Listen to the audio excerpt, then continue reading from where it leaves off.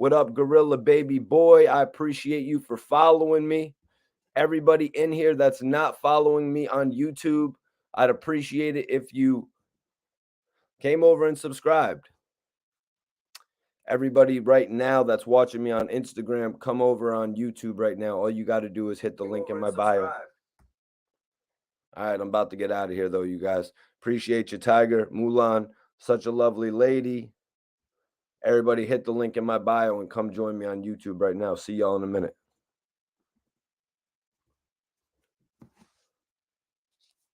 All right. Yeah, salute to my bro, Hot Boy Turk. He just gave me a little wave on YouTube.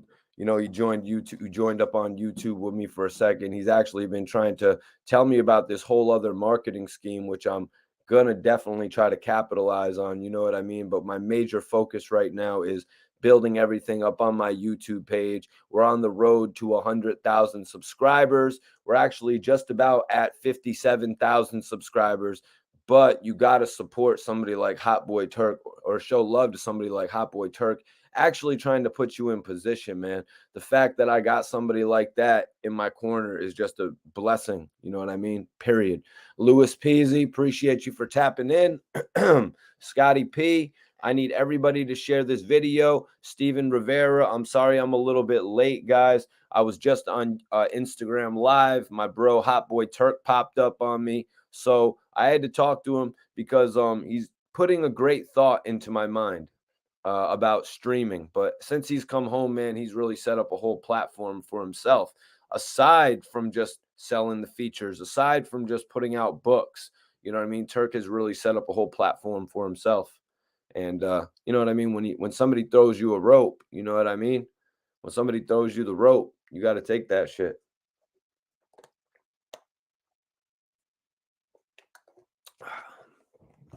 See what's going on here. Steven Rivera is in the building. What's going on with you, bro? We're just getting started tonight. We got to speak on some shit, man. You know what I'm saying? Yfn Lucci is going through some shit. Yfn Lucci is going through some shit. Also, Wack 100, 50 Cent, The Game. It's getting a little bit thicker, y'all. We're going to be getting a little bit deeper into the quicksand with this one tonight because there's some new rumors going around about The Game having wrote for Get Rich or Die Trying. The Game having wrote for Beg for Mercy. Like, I'm going to dig into this tonight, you guys. I'm going to dig into this tonight because honestly, those two things don't make all that much sense to me. The Game was not even featured on the Get Rich or Die Trying soundtrack. You know what I mean? But I guess he was pretty much out by then. No, that was 2005. That was like November 2005. Yeah, Lucci is locked up right now, bro. Lucci's locked up, and some crazy shit is going on with Yfn Lucci that we got to touch on tonight. Also, Little Durk posted up a message in regard to snitching, or should I say slick snitching. You know what I mean? When you don't want to really come off like you're snitching, but you're saying a little bit too much. You know what I mean? When saying too much goes wrong. You know what I'm saying? I actually just did an interview with G's Gasoline, and we spoke on 22G's saying that artists should dumb down the disses. He actually agreed with that. Why? Because rappers this day and age are saying a little bit too much on the track. You know what I'm saying? This day and age, rappers are going a little bit too far, mentioning specific instances, mentioning specific locations and details, showing money and certain things in videos. They're going a little bit far. Are they snitching on themselves? Are they snitching on other people? You know what I mean? That's to be determined.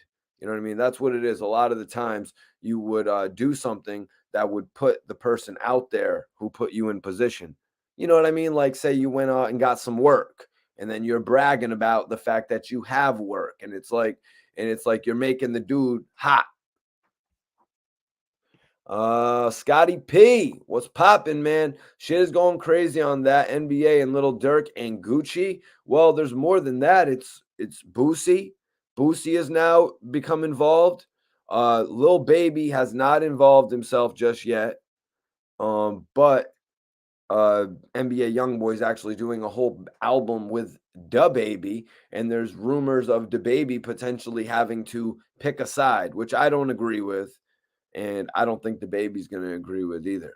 Baby's going to be smart about this one, man, because now NBA Youngboy is in a little bit of hot water. I think he's in a little bit of hot water now that he's dissed all those other acts. You know, NBA Youngboy doesn't want to get caught in the middle of that whole shit. Scotty P say, on whose side is Boozy? Well, NBA Youngboy in the record I Hate Youngboy, which was the Little Durk diss track, he actually mentioned Gucci Man, Little Baby, and Boosie in the record. And that's why Boosie actually put out his own diss response going at NBA Youngboy. I don't call phones, I call shots. NBA Youngboy had said, I don't even think Boosie likes me. Bitch, don't call my phone. U.S. Virgin Islands is in the building. You know, I appreciate the Virgin Islands tapping in, man. I appreciate everybody tapping in from whatever state, whatever city, whatever country you're in. Definitely do, man. Oh, well, there's a bunch of diss records, man. Little Durk's song is called Aha. NBA Youngboy's song is called I Hate Youngboy. And Boosie's song is called I Don't Call Shots. I don't call phones. I call shots. Excuse me. Yeah, so those are the different diss records that I've released. Who's going to be coming next? Who's coming next with a diss record? I don't know, you guys. I'm not really too sure who's going to come next, man. I think Little Durk at this point kind of has to respond. I'm going to roll up, y'all. I think Durk at this point kind of has to respond because of how far NBA Youngboy went. You know what I mean?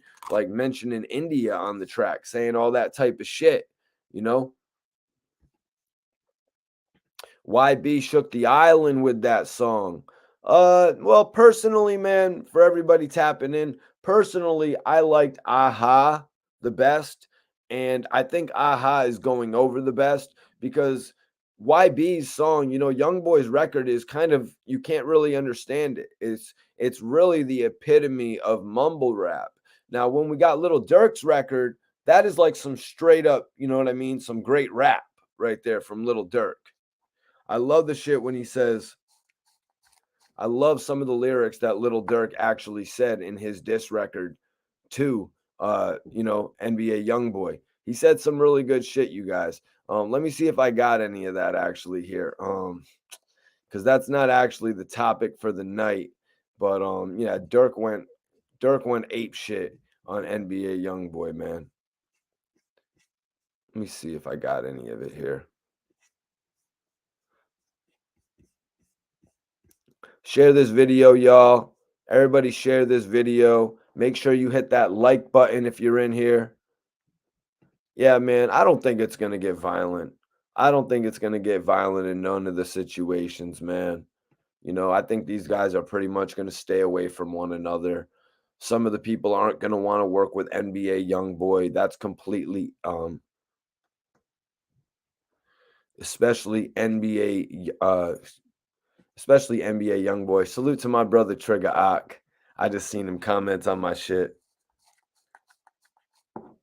Trigger Ock is one of the realest dudes. Free all the real. Hopefully Trigger Ock is not locked up. Hopefully Trigger Ock is. But here I go. I got the lyrics that Little Durk was saying because he went in, y'all. You know? Durk said, we be sliding through they blocks and they don't know we have. Buddy ass got shot and he ain't claim it.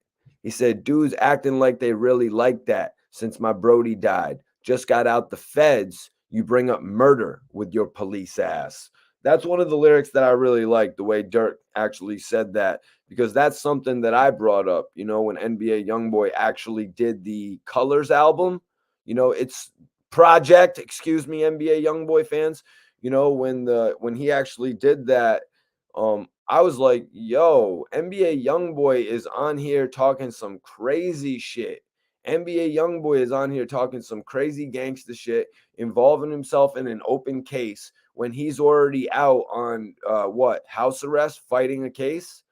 You know what I mean? And Little Durk really came in with this lyric and it just pretty much hit everything I was saying. Just got out the feds and you bring up murder with your police ass. You know what I mean? It sounds like somebody going into the basement with Tony Soprano wearing a wire. You know what I mean? That's honestly what it sounds like to me. This whole situation sounds like to me like he's trying to instigate him into saying some lyrics that he should not be saying on the internet. You know what I mean? Talking about how dudes are going to Atlanta and getting folded up in reference to what happened to King Von. It was only a matter of time, you guys, before, NBA Youngboy and Little Durk went at it in this capacity. Now, I thought it could have been avoided.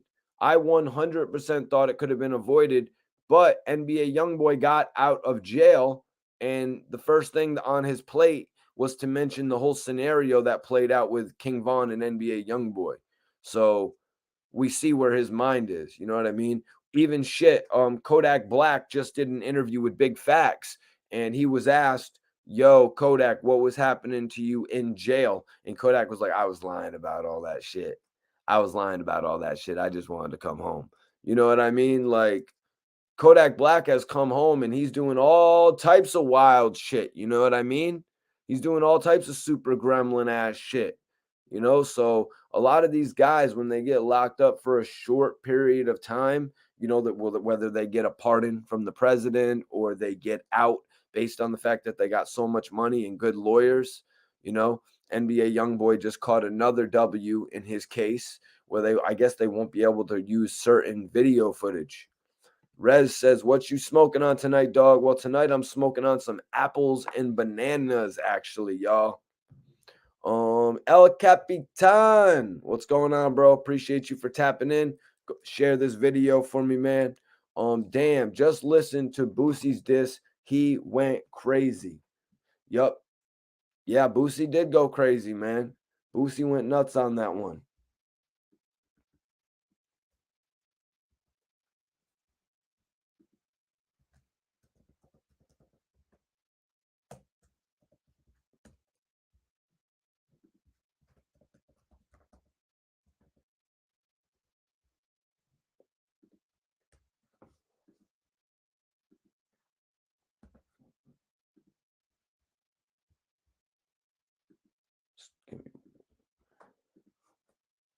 Yeah, I'm smoking on some apples and bananas tonight.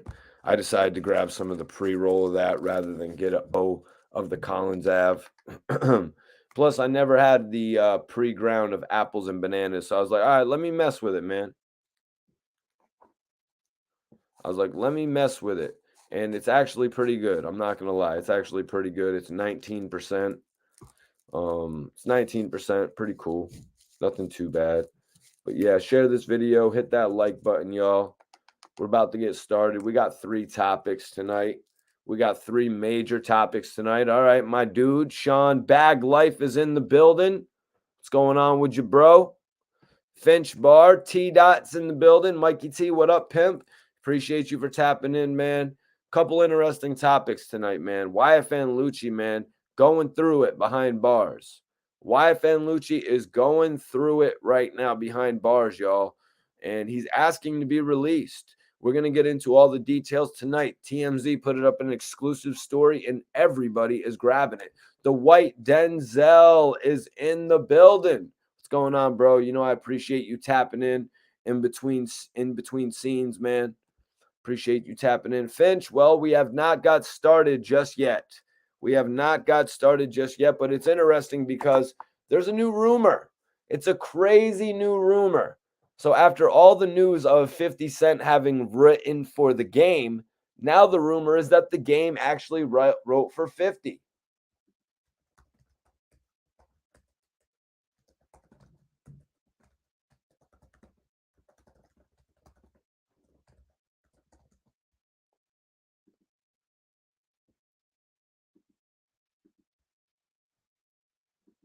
I'm putting up the poll right now because I want to know what all y'all think. I want to know what all of y'all think because the narrative just got flipped. You know what I mean? The narrative, the guy who flips all the narratives, Wack 100, just flipped the narrative on the game in 50 Cent. He said, "What up, blood? What up, cuz?" Are you kidding me? That was perfect. That was perfect with that one little statement, with the one little statement from the intro of 50 Cent's album. Literally, the first thing you hear after the half a dollar flips is the song What Up Gangsta. It's pretty much the most recognizable thing when it comes. That's pretty much how 50 would start all of his shows as well. So if the game wrote that, you guys, that means that he has got a real big claim to 50's career. Like I just said, 50 Cent pretty much started out all of his shows running out there with running out there with Yayo, Banks, and Buck performing What Up Gangsta. We don't play that. We don't play that. Mikey T, I don't play around. You know what I'm saying? That type of shit. One of the most classic G Unit anthems. Well, vote in the chat, you guys. Finch says Wack is capping, but the documentary went hard. I like that album. Another thing the game addressed was his favorite albums. He addressed his favorite albums, you guys. You know, I find it weird. I find it really weird that the game actually placed the documentary below the Doctor's Advocate, because I think we all pretty much know that the documentary is better than the Doctor's Advocate. But the reason that he posted it below it is because he worked on that album alone. The game did the documentary with 50 Cent and Eminem and Dr. Dre and all the comforts of Interscope Records. And the game did the Doctor's Advocate by himself with a slew of the best talent and the best producers in the world, you know, because everybody knew coming off of that, the album was going to at least sell. You know, the documentary sold 500,000 plus units first week. The album that followed that, The Doctor's Advocate, it sold 360,000. So he went down about 200,000 in sales, but any producer should have known that that album was going to do some numbers. You know, the game's first week sales for his second album did not decrease as much as Buck and Banks, as you guys have probably heard me talk about in the past. You know, but I want everybody to vote. You know, did the game actually write for 50 Cent? Is that the case tonight, you guys? Because we've heard all the rumors in the past of the game basically got 50 Cent's second album. That was pretty much the narrative that was spun. But now Wack is flipping that. Wack is flipping that. But the game also said he did come along at the tail end of Get Rich or Die Trying. He did do some work on the G Unit album, which I gotta believe is the Beg for Mercy album. The game did not appear on the Beg for Mercy album. The Beg for Mercy album dropped in 2003, November. The game's album didn't drop until 2 years after that, January 2005, right? So that's 2 years after. And he's claiming to have wrote for the Beg for Mercy album. I'm not sure I buy that, you guys. I'm not really sure I buy it with the game. I'm not sure I buy what the game is selling. You know, it really is childish that the game is going to come out and say things like, yo, Kanye West has done more for me in 2 weeks than Dr. Dre. That's blasphemous. And you want to know what else is blasphemous? Actually, I probably even shouldn't say that. You know what I mean? I probably even shouldn't say that.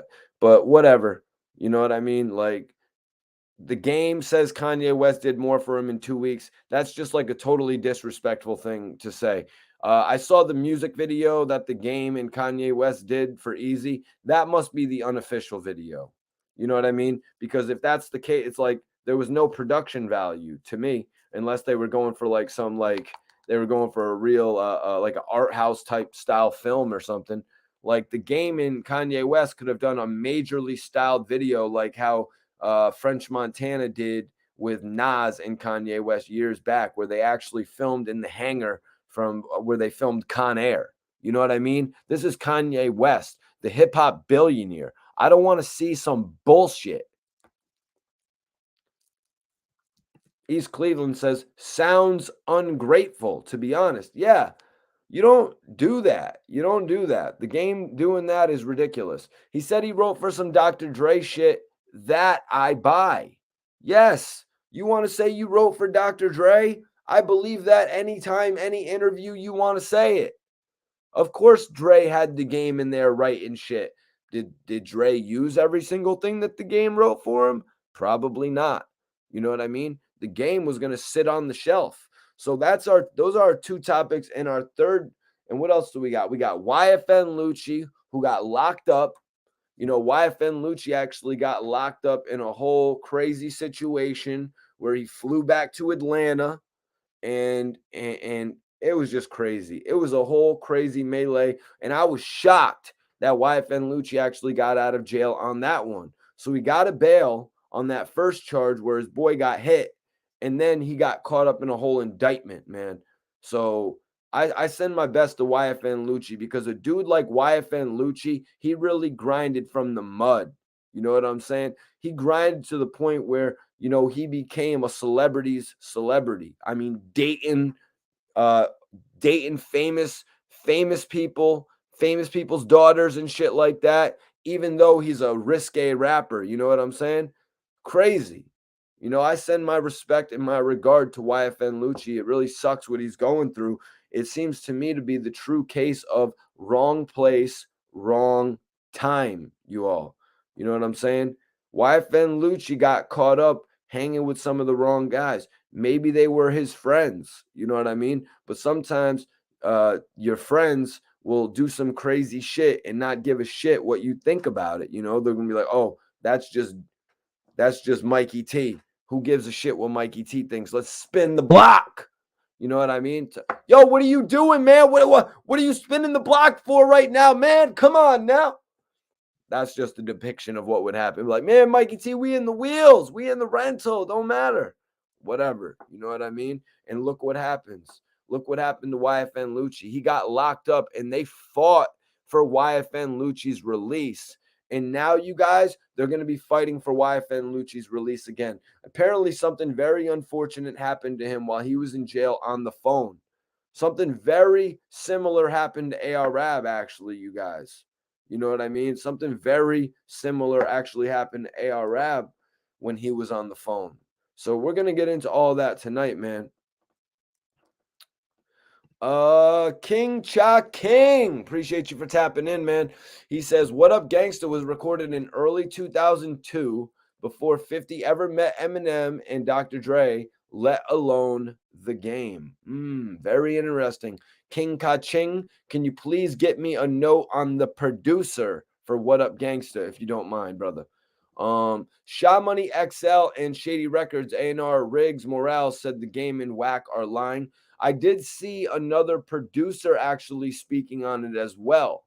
And now with my man Shelton is in the building, 717, major salute. Major salute. I need everybody to share this video. Hit that like button, man. We're doing another live podcast tonight. I am your host, Mikey T, the movie star. We got some crazy topics tonight, man. We got to analyze this shit because Wack 100 is making some serious claims about What Up Gangsta. Some claims that a lot of people are finding accurate because of the lyrics used, you guys. You know? So let me get to this because Wack said, I heard so much game music. It's games music to me. I heard so much music, it's games music to me. Now, when he said this, I took it as though he means new music. You know what I mean? That's what I took it at upon first hearing it. Like, okay, Game has a new album, Drillmatic, coming out. Wack has been around Game for all the albums, but Wack went somewhere totally different with it. You know what I mean? Wack went somewhere totally different with this. He was talking about music from the old days. Wack was talking about music that was created years ago, not this new music that was being created with Kanye West, not the new music that he's been doing with Jeremiah or Chris Brown or the slew of R&B singers and rappers he's been working with as of late, but older music. So a call came in on the Clubhouse. Very interesting, I should say, that Game would join Wack 100 on Clubhouse. I mean, that's kind of like up in Wack's stock. Maybe they just got done filming a podcast or something like that, because why waste this buzz on that, when you can have it for yourself? So they must have just got done finished filming something, and the Game came and joined him on Clubhouse, just to get shit riled up on the internet like it is right now, because everybody has been waiting for the statement from the Game about the Super Bowl, about the Super Bowl halftime show. And he spoke on it a little bit on Drink Champs. They actually asked Game on Drink Champs, what would you have done, Game, if you actually performed at the Super Bowl? Nori asked him that, you guys, but I want everybody to vote in the poll right now. If you're just logging in, do you believe, did the Game write for 50 Cent? I want to know what you all think. Hit it in the chat, yes or no. The Game's claiming to have been at the part of the tail end of Get Rich or Die Trying. The Game is claiming to have done writing for the G Unit album, but I want to know, do you guys believe it?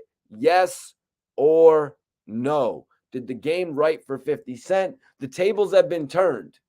For the last 20 years, the whole internet has been saying 50 Cent gave the Game his second album.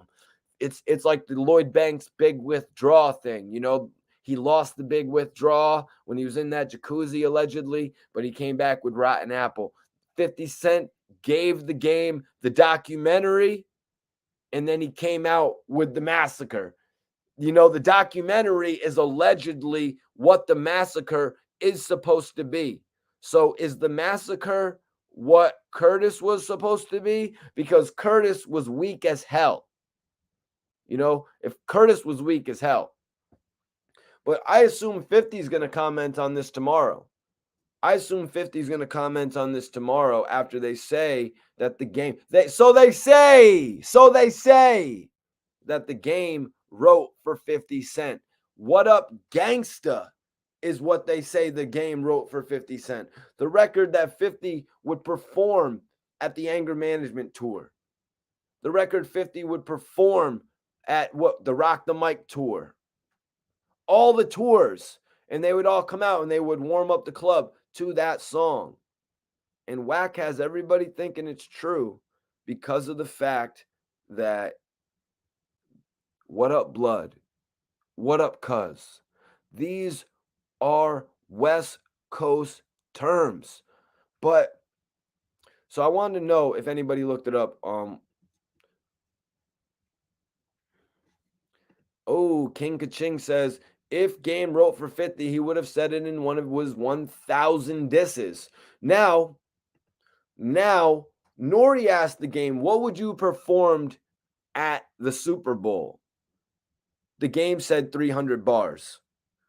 Yo, hit that like button, y'all. If you haven't hit the like button, hit that like button right now. If you haven't, vote in the chat. Vote in the chat right now. I want y'all to vote. And also, share this video and subscribe to the channel if you haven't. We're on the road to 100,000 subscribers. I'm going to put the YouTube joint right up there on the death row piece. You know what I mean? But Nori asked the Game, what would you perform at the Super Bowl if you got the chance? The Game came back and said 300 bars. All right, so you're telling me you would have performed 100 bars of the 300 bars, potentially, if you could even got it out. You would have performed 50 bars of the 300 bars. Like, come on, man. Are you serious, Game? So the Game came back to reality. He snapped back to reality, you all, and the Game said that he would have performed How We Do or Hate It or Love It, obviously. That's what the Game said. That's what we all knew. You know what I mean? That's what we all knew as fans. You know what I'm saying? We all knew that, man. That doesn't come as any surprise to any of us that the Game would have performed How We Do or Hate It or Love It.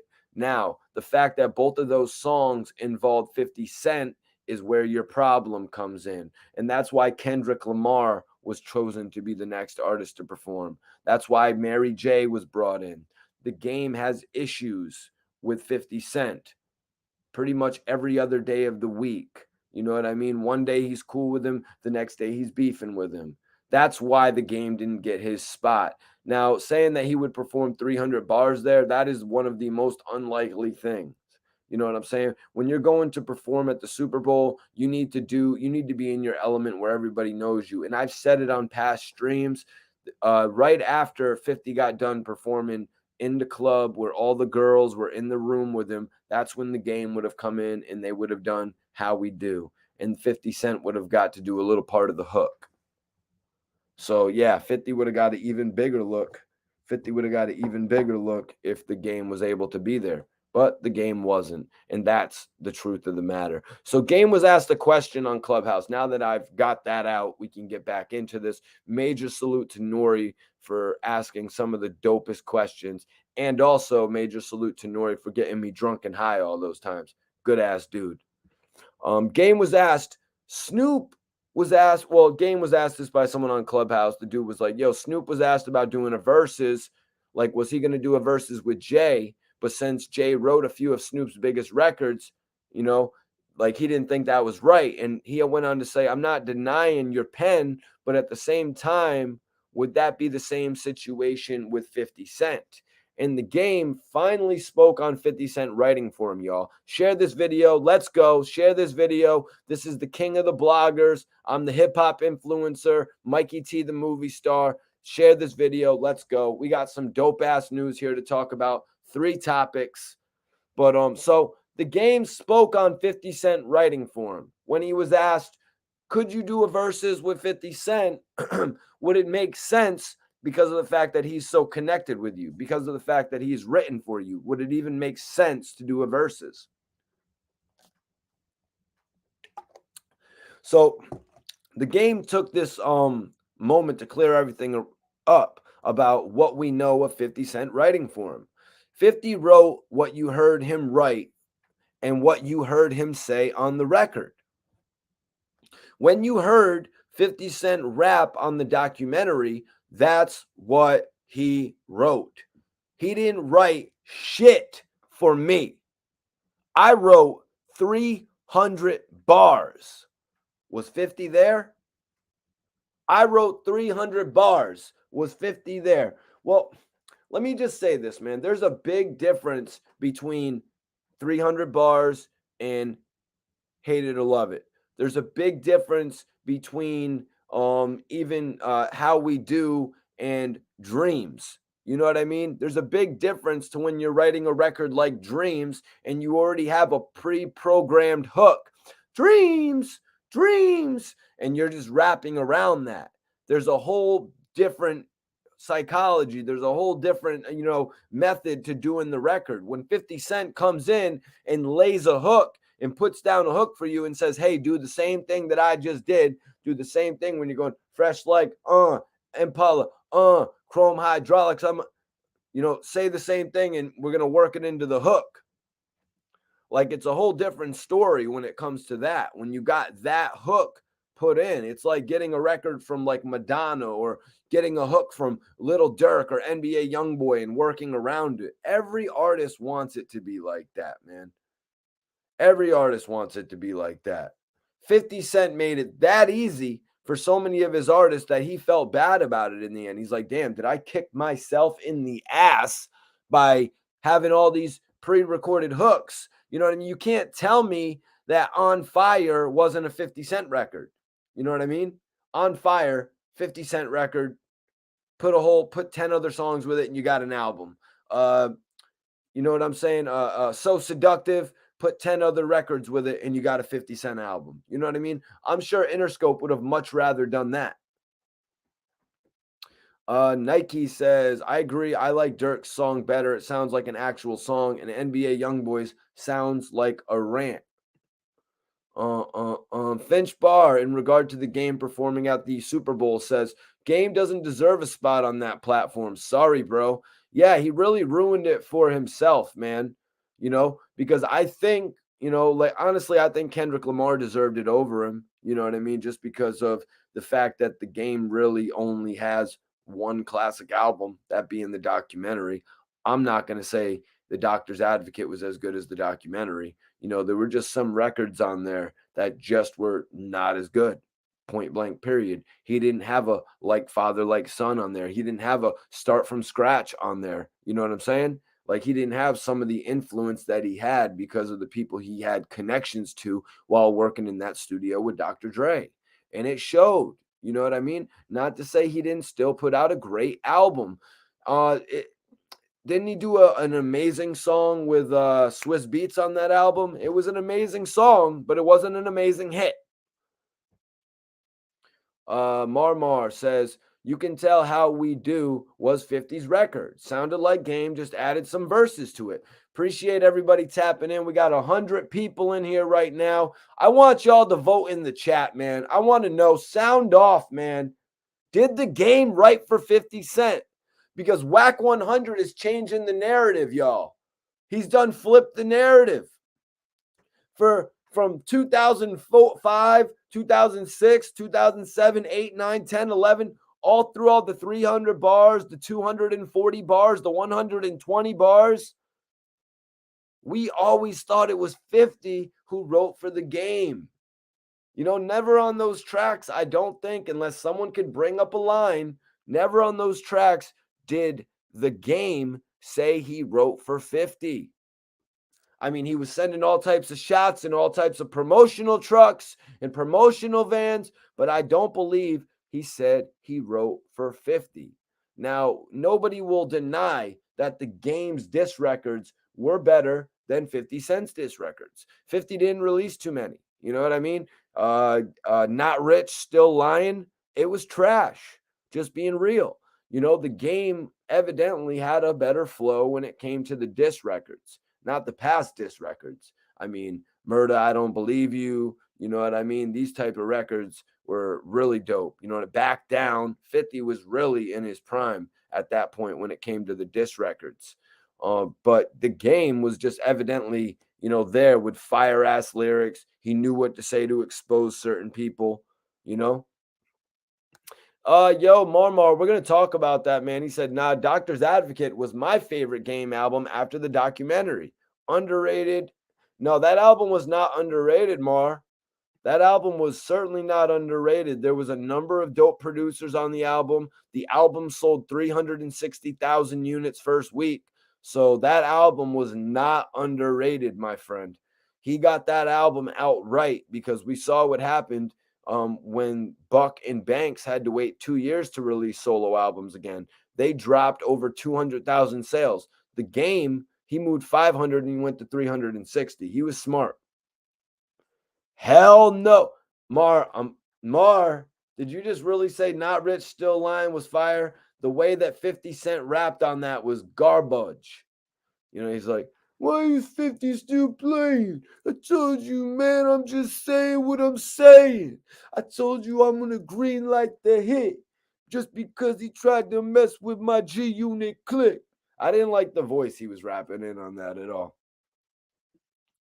Schizo, my man, says, I don't know about the Game writing for 50. It's a maybe, though. May have. Don't really think so.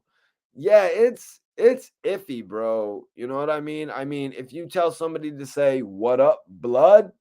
If you're like, yo, say what up, blood, I mean, that's not really too big of a deal in certain circumstance. But the way that 50 Cent used the record, What Up Gangsta, the way that he used the record, it is a big deal. What Up Gangsta is probably one of 50 Cent's most defining records, just to be real. So let me get back into it.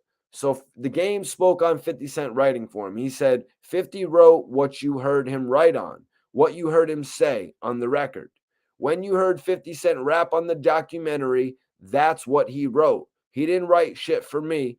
I wrote 300 bars. Was 50 there? So the Game is saying everything that you heard 50 Cent write on Hate It or Love It or How We Do or West Side Story, you know what I'm saying?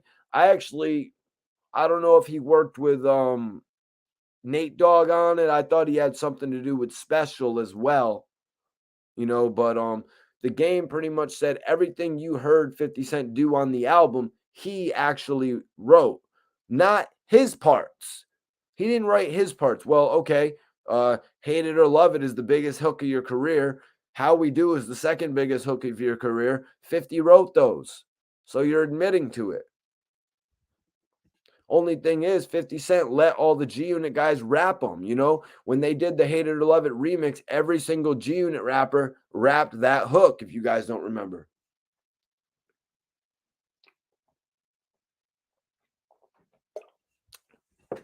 Hell yeah, Finch. Damn, I didn't even light it yet. I was thinking I had already lit it. I've been wanting to get some, peanut butter mac. I've been wanting to get some peanut butter breath, actually. But I wasn't really feeling who grew it. It was this premium bud shit, and the spot I go to wanted 50 for the eighth, but then I saw some other spots that I don't go to that was selling premium flour, and they were selling it for like $40 and $43. So I was like, all right, I'm just gonna stick with cookies, and I'm not gonna go to that. But I've really been waiting on somebody to have some peanut butter, man, like so I could try that shit. I don't think I really tried peanut butter on some real shit yet, you guys. Do me a favor, y'all, share this video, hit that like button if you support me, man. Everybody that supports this channel, you know we're taking this shit to the top, man. We're taking this shit to the top, baby. Yeah, I'm gonna get my hands on some peanut butter, man. I hope, honestly, I hope Cookies makes a peanut butter strand, man. I hope Cookies makes a peanut butter strand. But right now, I got my hands on the apples and banana, which is cool because I was gonna go grab some more Collins Ave, but I've been smoking like that. Like, what did I smoke? Like a O and a half of that. So I was good on that, to be honest with you. Jungle Cash in the building. Salute, bro. He's saying I was smoking on the Grandiflora Guava. Grandiflora is a good grower. I love the E85, and they had some supercharger. They had some supercharger. Bro, you got to get Yayo on here. Yayo respects my interviews, but I don't think 50 really respects me after working with Bangum Smurf, to be honest with you. Jamel, what up, brother? Appreciate you for tapping in, man. Tyson Garcia's in the building. Major salute, bro. Tyson also says Game can rap. 50 made Game songs fire with the hooks. Yeah, so when the Game says that shit, 50 wrote what you heard him write. 50 wrote what you heard him rap. It's like, come on, bro. 50 was the one saying fresh like, wasn't he? Like, some am I high or something? 50 was the one who said, hated to love it, the underdogs on top. And I'm gonna shine, homie, until my heart stop. And then Game came in, go ahead and envy me. I'm rap's MVP. You know what I'm saying? Like, these are the classic things that were said on your song. You know what I mean? Besides the part where 50 was like, grew up with my mama kissing a girl. You know what I mean? A lot of websites took on that as well as real professional writing. And it sucks. I'm just going to go ahead on the record and say it sucks that 50 Cent had to give the Game that classic record where he actually wrote about, grew up confused, my mama kissing the girl. You know what I mean? That was really important to 50. I can tell as a 50 Cent fan, purchasing his first and his second and his third album, going into that fourth album, The Massacre or whatever it was going to be called. Maybe 50's album was going to be called The Documentary, but because the Game's album was going to be called NWA at first, if you guys don't remember. But maybe 50 had the intention of his second album having Hate It or Love It on it. And he wanted that critically acclaimed music where he was rapping about his real life. Grew up confused, my mama kissing the girl. Like, the blogs and the writers really took to that shit, you guys. So that's why I'm stressing it right now. And 50 actually had to give up that great lyricism and put it on an album where another man gets the royalties, where another man gets the shine and gets the attention and gets the acclaim and gets the awards. I'm just being real. And that's how I probably felt when I was however old I was when the record released. Reginald, what is popping tonight, bro? Appreciate you for tapping in. Mikey T, I saw your pic with Mace. You look super young. Well, that was in like 2013, bro. That was in like 2013, 2014, actually, man. Yeah, I had a chance to vibe with Mace. My brother Arizona Slim put me in position. You know, Arizona Slim used to work with Murder Inc., and then he's more known for working with French Montana. But Mace is a good friend of him. So Mace had me over. We was chilling in the studio, and Mace had me feeling like Diddy. I ain't gonna lie, y'all. Mace and me was dancing like he was Mace and I was Diddy. And I was like, na na na na, and nobody hold me down.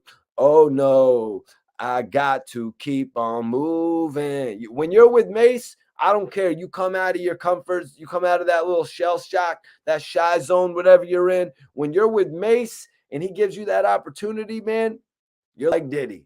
And let me tell you, that's how I felt, man. SI says Game can't rap for real, for real. He was a trend and said real shit as far as a West Coast lifestyle. 50 Cent, Game shit sells, Buck shit sells, Bank shit sells. Mikey T is rich as hell. Yeah, he went in on that track. Yeah, man. Yeah, I tried the Jungle Boys flower and I've actually tried the Tyson flower, man. Yeah, that's some good ass shit. I ain't gonna lie. That was one of the good old days of being able to smoke that shit. Let's get into this though. So Wack said, I'm gonna speak on something. I'm gonna speak on something that bro doesn't be speaking on. Wack 100 went into one of the most known 50 Cent songs. You know, this is the first song, you know, that we heard on Get Rich or Die Trying after the $50 flips up and the coins go and it hits the table. And then we hear the What Up Gangsta record come in. Wack 100 said, What up, cuz? What up, blood?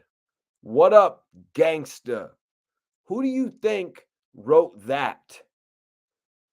Wack 100 is talking about the song What Up Gangsta on 50 Cent's debut album with Aftermath and Shady, the Get Rich or Die Trying album, the album that has sold 12, 13, maybe 14 million copies at this point. The most known album that 50 Cent has ever done. 50 Cent's Thriller, if you will. In the game, you know, I gotta say that the game was around back then because Bangum Smurf was around and he told me he had met the game. So that's one of the things that I could say makes it accurate that the game was around at that time. The game was around at the time of Get Rich or Die Trying and Beg for Mercy, obviously. If he had been around for Get Rich, he would obviously be around for Beg for Mercy. So that's how I'm piecing this all together. I want everybody to vote in the chat. We got it right now. Did the game right for 50 Cent? Yes is at 30%. No is at 70%. I want everybody to vote right now. The Wack 100 chose the most clever lyrics to use in saying that the game wrote for him. What up, cuz? What up, blood? What up, gangsta? That's how it goes. I wonder, Game didn't really say it, but I wonder, did you tell 50 to accentuate on the end with the what up, blood? What up, cuz? What up, gangsta? You know what I mean? I'm wondering if the game actually told him to accentuate that. You know what I mean? He didn't really dig too much into that. But so Wack said, I'm gonna leave it alone. He just don't be speaking. He just don't be speaking, bro. Don't be beating his chest. There's a lot of stuff he could beat his chest about. He don't, because that's not him. Wack 100 is putting it out there that the game isn't the braggadocious type of guy. Wow, you could have fooled me. You could have fooled me, the guy who takes claim for ending G Unit. Not a braggadocious guy. Could have fooled me. But in all honesty, man, I think if the Game would have wrote for 50 Cent, I think this would have been a headline many years ago. Notwithstanding what's happened, in the past of Game trying to suck up to 50 and send him bottles. Dude spending thousands of dollars to send 50 bottles, and 50 doesn't even really drink like that. Doesn't make any sense.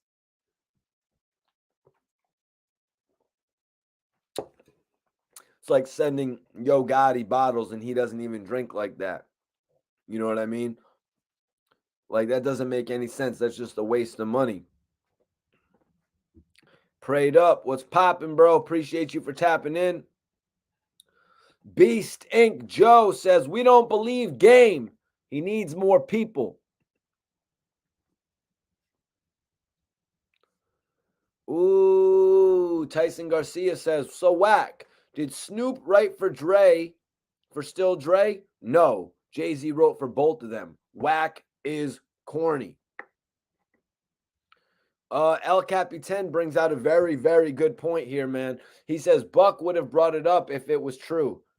Great point, bro. Great point. Young Buck would have definitely been on social media, be like, yo, Game wrote your biggest shit for you. Not to say like What Up Gangsta is bigger than In the Club, but I'm just saying everybody recognizes that joint with 50 Cent because it's what he would run out and perform at all of his major shows to open up. It's what they would do to actually hype the crew up, the club up and shit.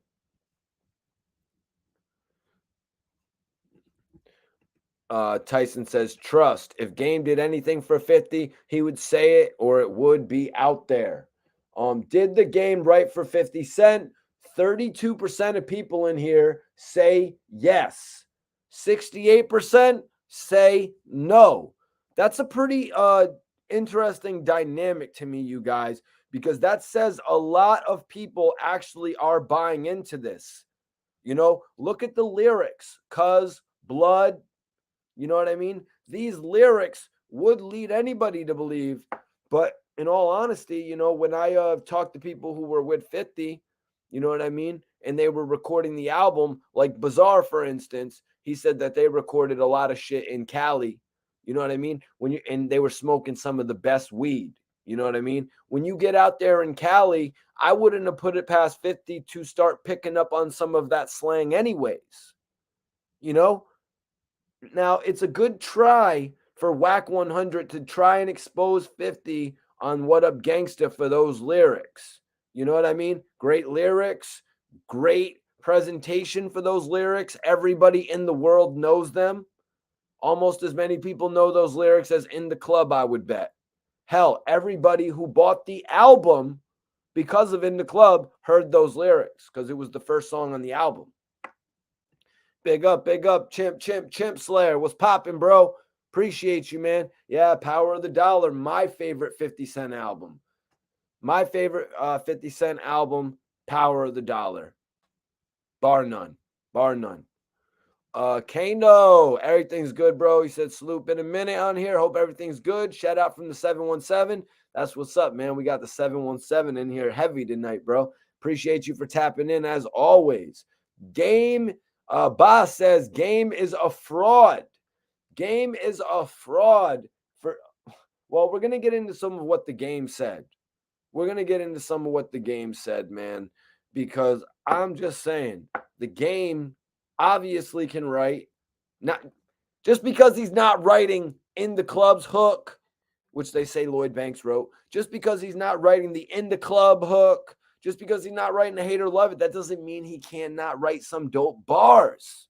And What Up Blood, What Up Cuz, it's just like you can't really say they're dope bars. It's just, it's an interesting way to do an anthem for a hook. You know what I mean? That's all. It's an interesting way to do an anthem for a hook, And if Game gave 50 Cent the idea to say, what up, blood? What up, cuz? What up, gangsta? I mean, shit. It is what it is. If Lloyd Banks gave 50 Cent the In the Club hook, you know what I mean? And then told him, yo, Fifth, if 50 got the hook from Banks, and then Banks told him to switch the styles up, and if they hate, let them hate, but watch the money pile up. If he told 50 that phrase word by word, yo, Fifth, if they hate, let them hate, but watch the money pile up. And then 50 wrote that shit down. And Danks Banks told me if they hate, then let them hate, but watch the money pile up. What did he write that? You know what I mean? It's like he gave him the hook, but he wrote everything around the hook.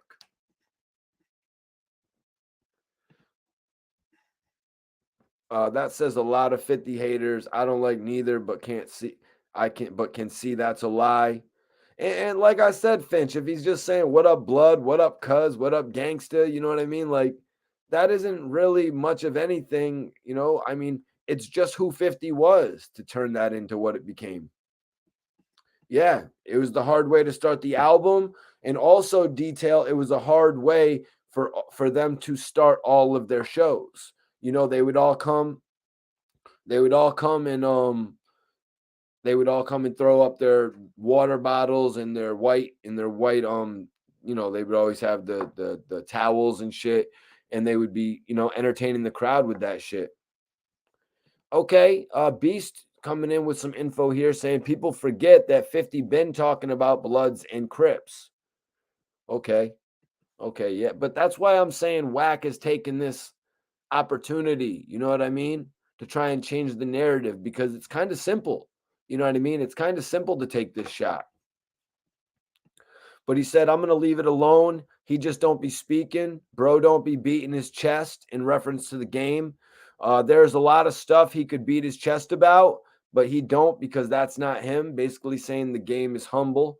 I mean, I've seen the game. He's a family man. He gives a lot of money away. He tries to make sure people have a better life. I could see that being true. You know what I mean?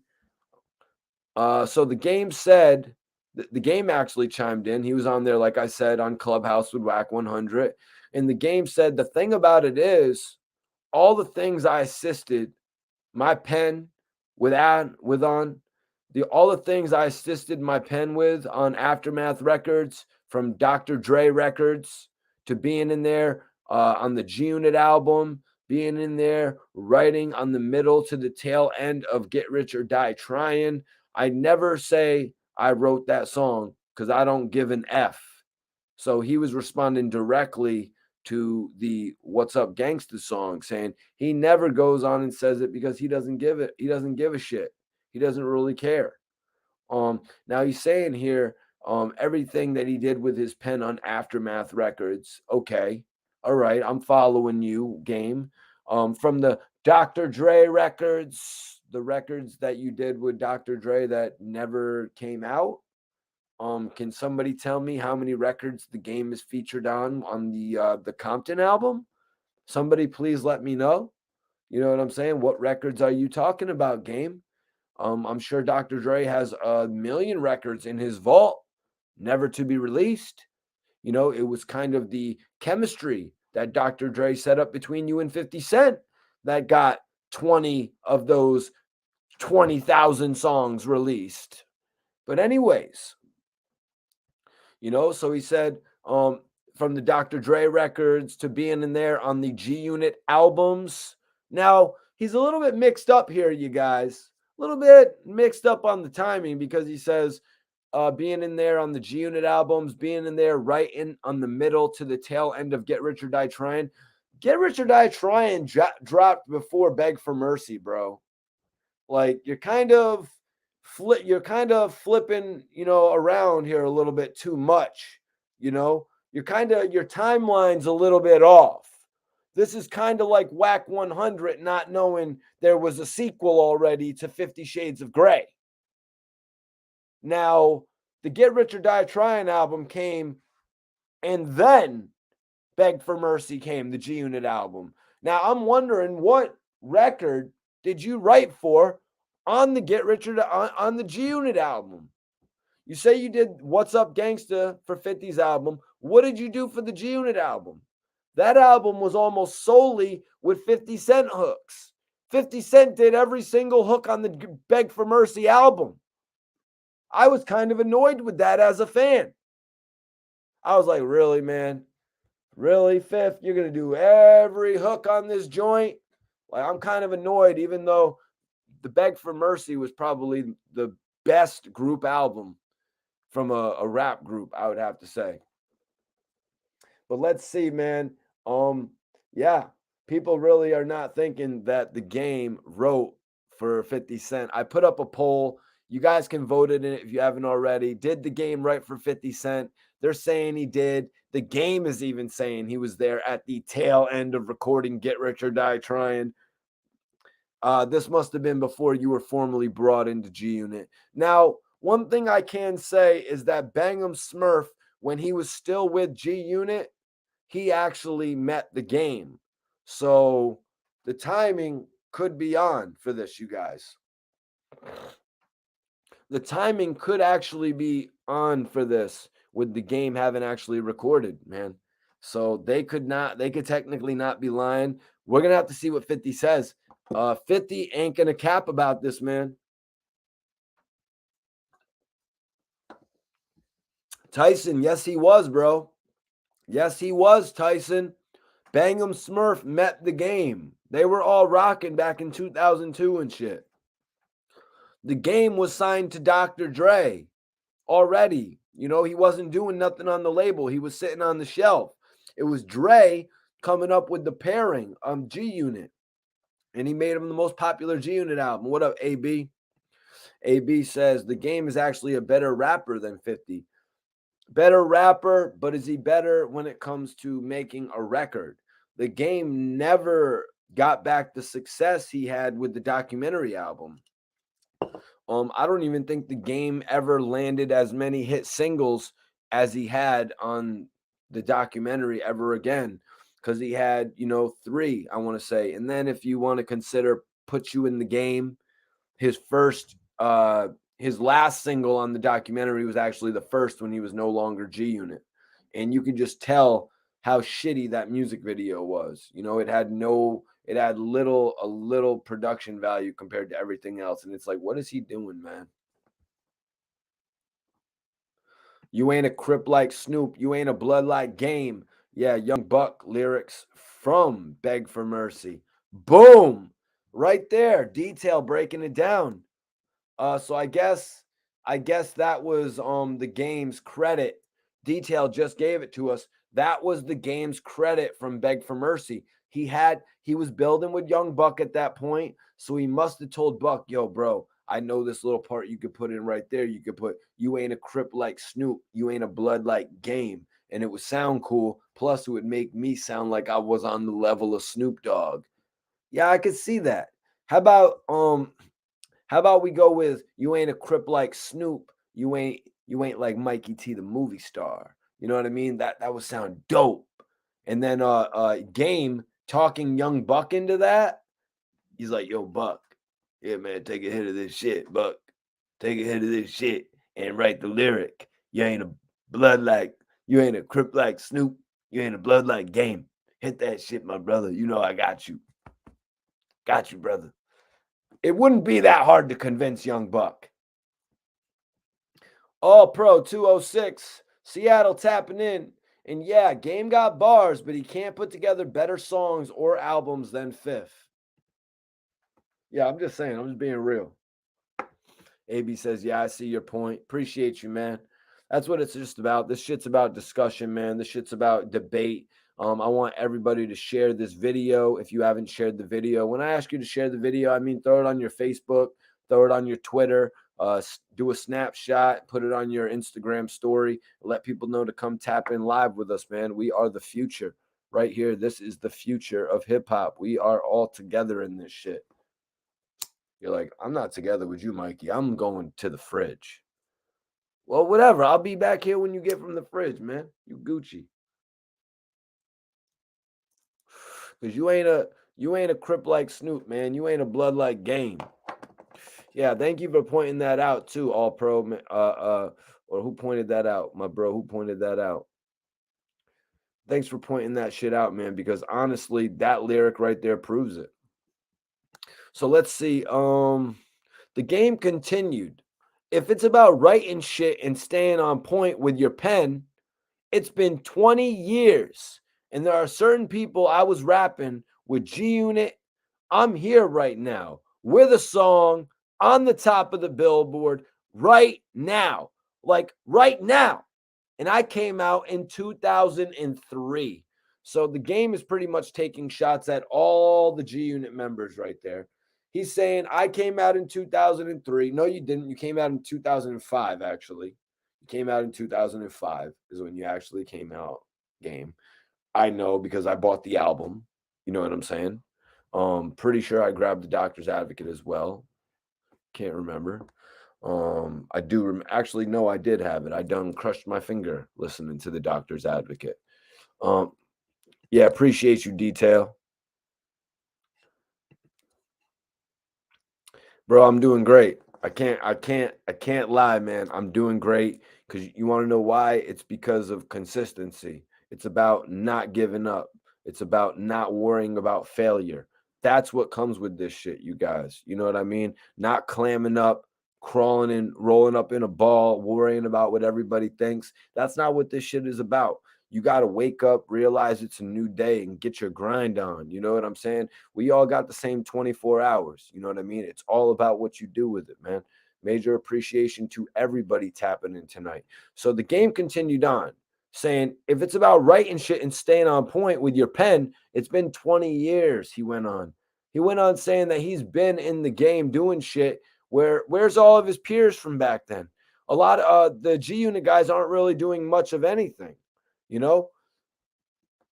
But to me, it's a little bit weird that the game is bringing this up out after so many years. You know what I mean? It's really just weird to me that the game is bringing this up after so many years. It's like something he could have used to get on the cover of Double XL magazine. You know what I mean? Like he could have did that on his third album, LAX. You know what I mean? He really could have used it to get all the opportunities that he missed out on. But now it just seems like it's something that they're going to take advantage of because if they get 50 Cent to respond, they've won. 50 Cent hasn't responded in the game in God knows how long. So if they get 50 to respond, they've already won. You know, if the game could re-drum up that beef and get 100,000 people to buy Drillmatic, and y'all, we're going to be getting into that soon because the game actually listed his top albums on here as well. Let me see. Tyson says the Doctor's Advocate, but Dre did nothing for Dude. He says the irony. Yeah, the Doctor's Advocate, but Dre did nothing for him. Yup. But Tyson, he actually wanted to call that album The Devil's Advocate. Hell yeah, Virginia's in the building. Major salute. Major salute to Virginia. My guy Samuel Jackson. Hell yeah, brother. Samuel says, I think Game is pulling a publicity stunt. Well, we'll see if the publicity stunt works because I think that the 50 Cent could possibly respond by tomorrow, or he could possibly wait until the game walks into some more shit. You know what I mean? He could wait until the game walks into some more shit, which it looks like he's doing on his new Drink Champs interview to me, bringing up certain things. But we'll have to stay tuned and see what Curtis, formerly Interscope Jackson, does. You know what I mean? Because he's always creative with it. He's always finding new ways to make fun of people. AB13 says the first time I heard Game was 02, him and Fab jacking for beats. Tyson says Game is taking a page from Kanye's book for attention seeking. Interesting, man. Interesting. He is working with Kanye. He's working with Big Ye. Can I call him Big Ye? You know what I mean? He's working with Big Ye right now. As he says, he has a record on the Billboard.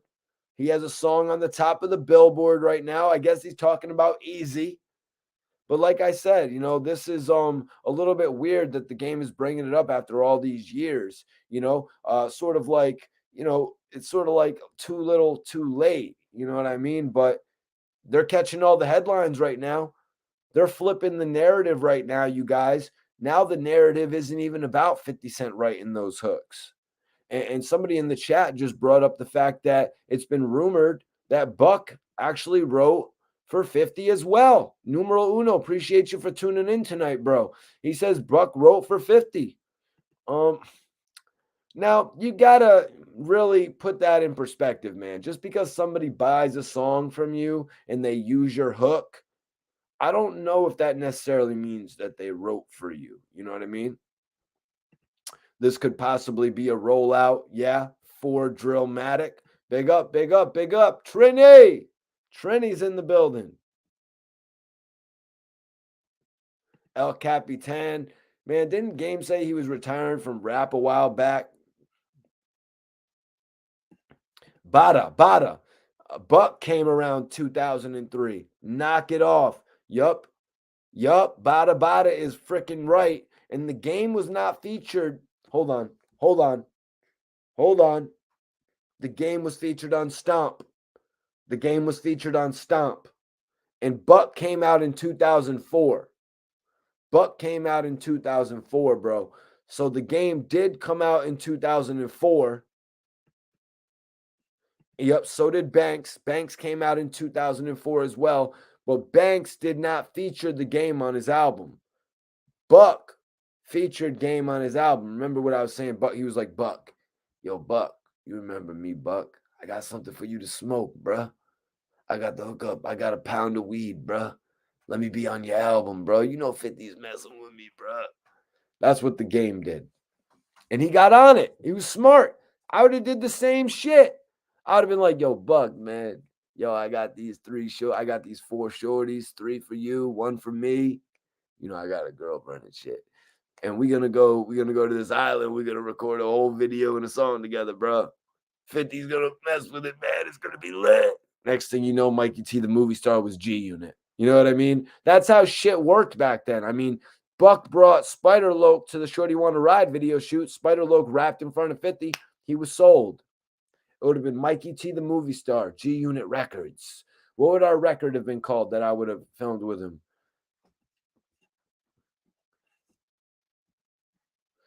Yeah, Buck came around when Yayo got locked up, and then Buck got to release his album in 2004, September 2004. But Buck also got the chance to be on the Beg for Mercy album in November of 2003, and that album actually went up against Jay-Z's Black album in November, and it did really good. They moved about 350,000 units first week. Hell yeah, shit would have been bananas, bro. So let me see. It was also weird that the game is bringing this up after all the years that the general public actually, the general public was looking at 50 as the creator of the game's 2 main singles, but now it's like Wack 100 is expecting us all to believe after 20 years of thinking that 50 wrote for the game, that the game wrote for 50. It's like you're twisting up my brain here, Wack. You know what I mean? You're really messing up my thought process when it comes to all this shit. So, it's like 50 wrote for game. That's what we've been saying this whole time. That's why a lot of people even gave up.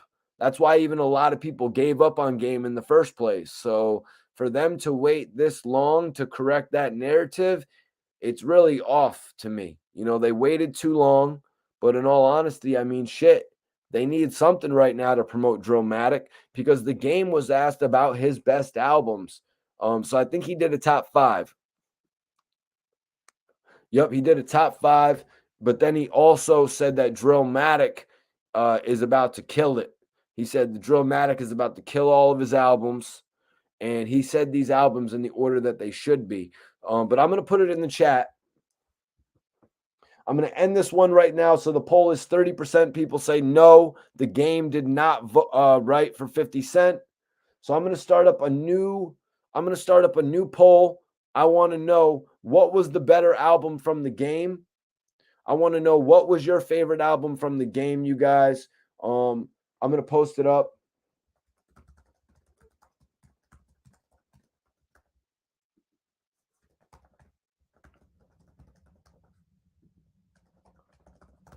Share this video, everybody. Hit that like button on the way in.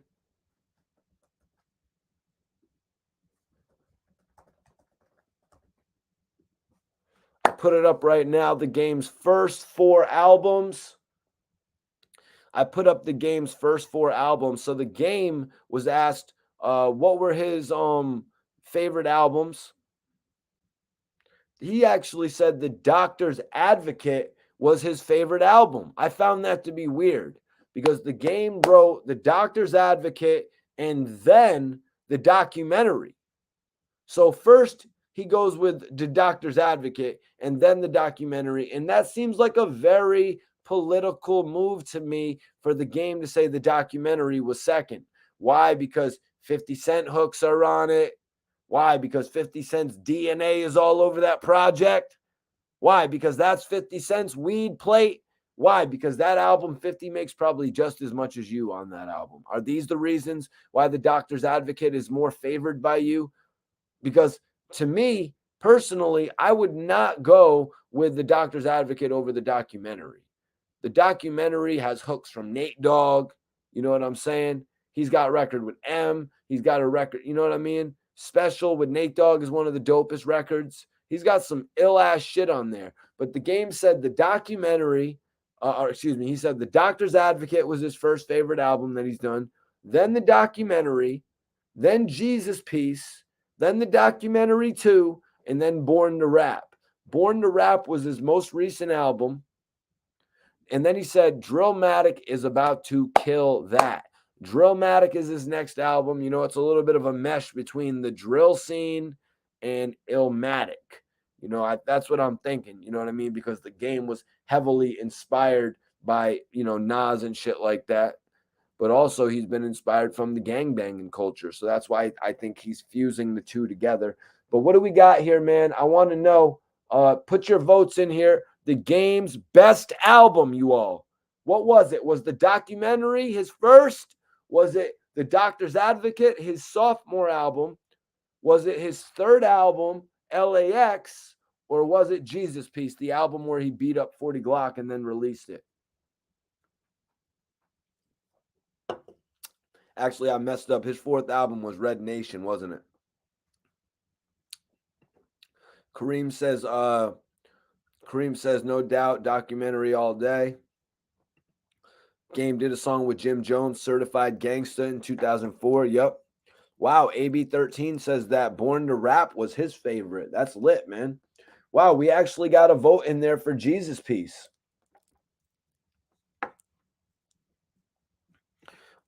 Finch says, bro, ain't no way his new album will be topping the documentary. His wave has been behind him. Yeah, you know, I thought it was a kind of a cash grab the way he released the documentary too. But you know what I mean? Like, why not? You know what I'm saying? Why not? That's his brand. Like personally, I think he should do a couple more documentary albums if he can find a label to sign him to do the documentary 3, 4, 5, and 6. You know, if Wack 100 can get him that type of deal, I think Eminem should do the Marshall Mathers LP 3, 4, 5, and 6 as well. But in all honesty, the Marshall Mathers LP 2 was not really my cup of tea.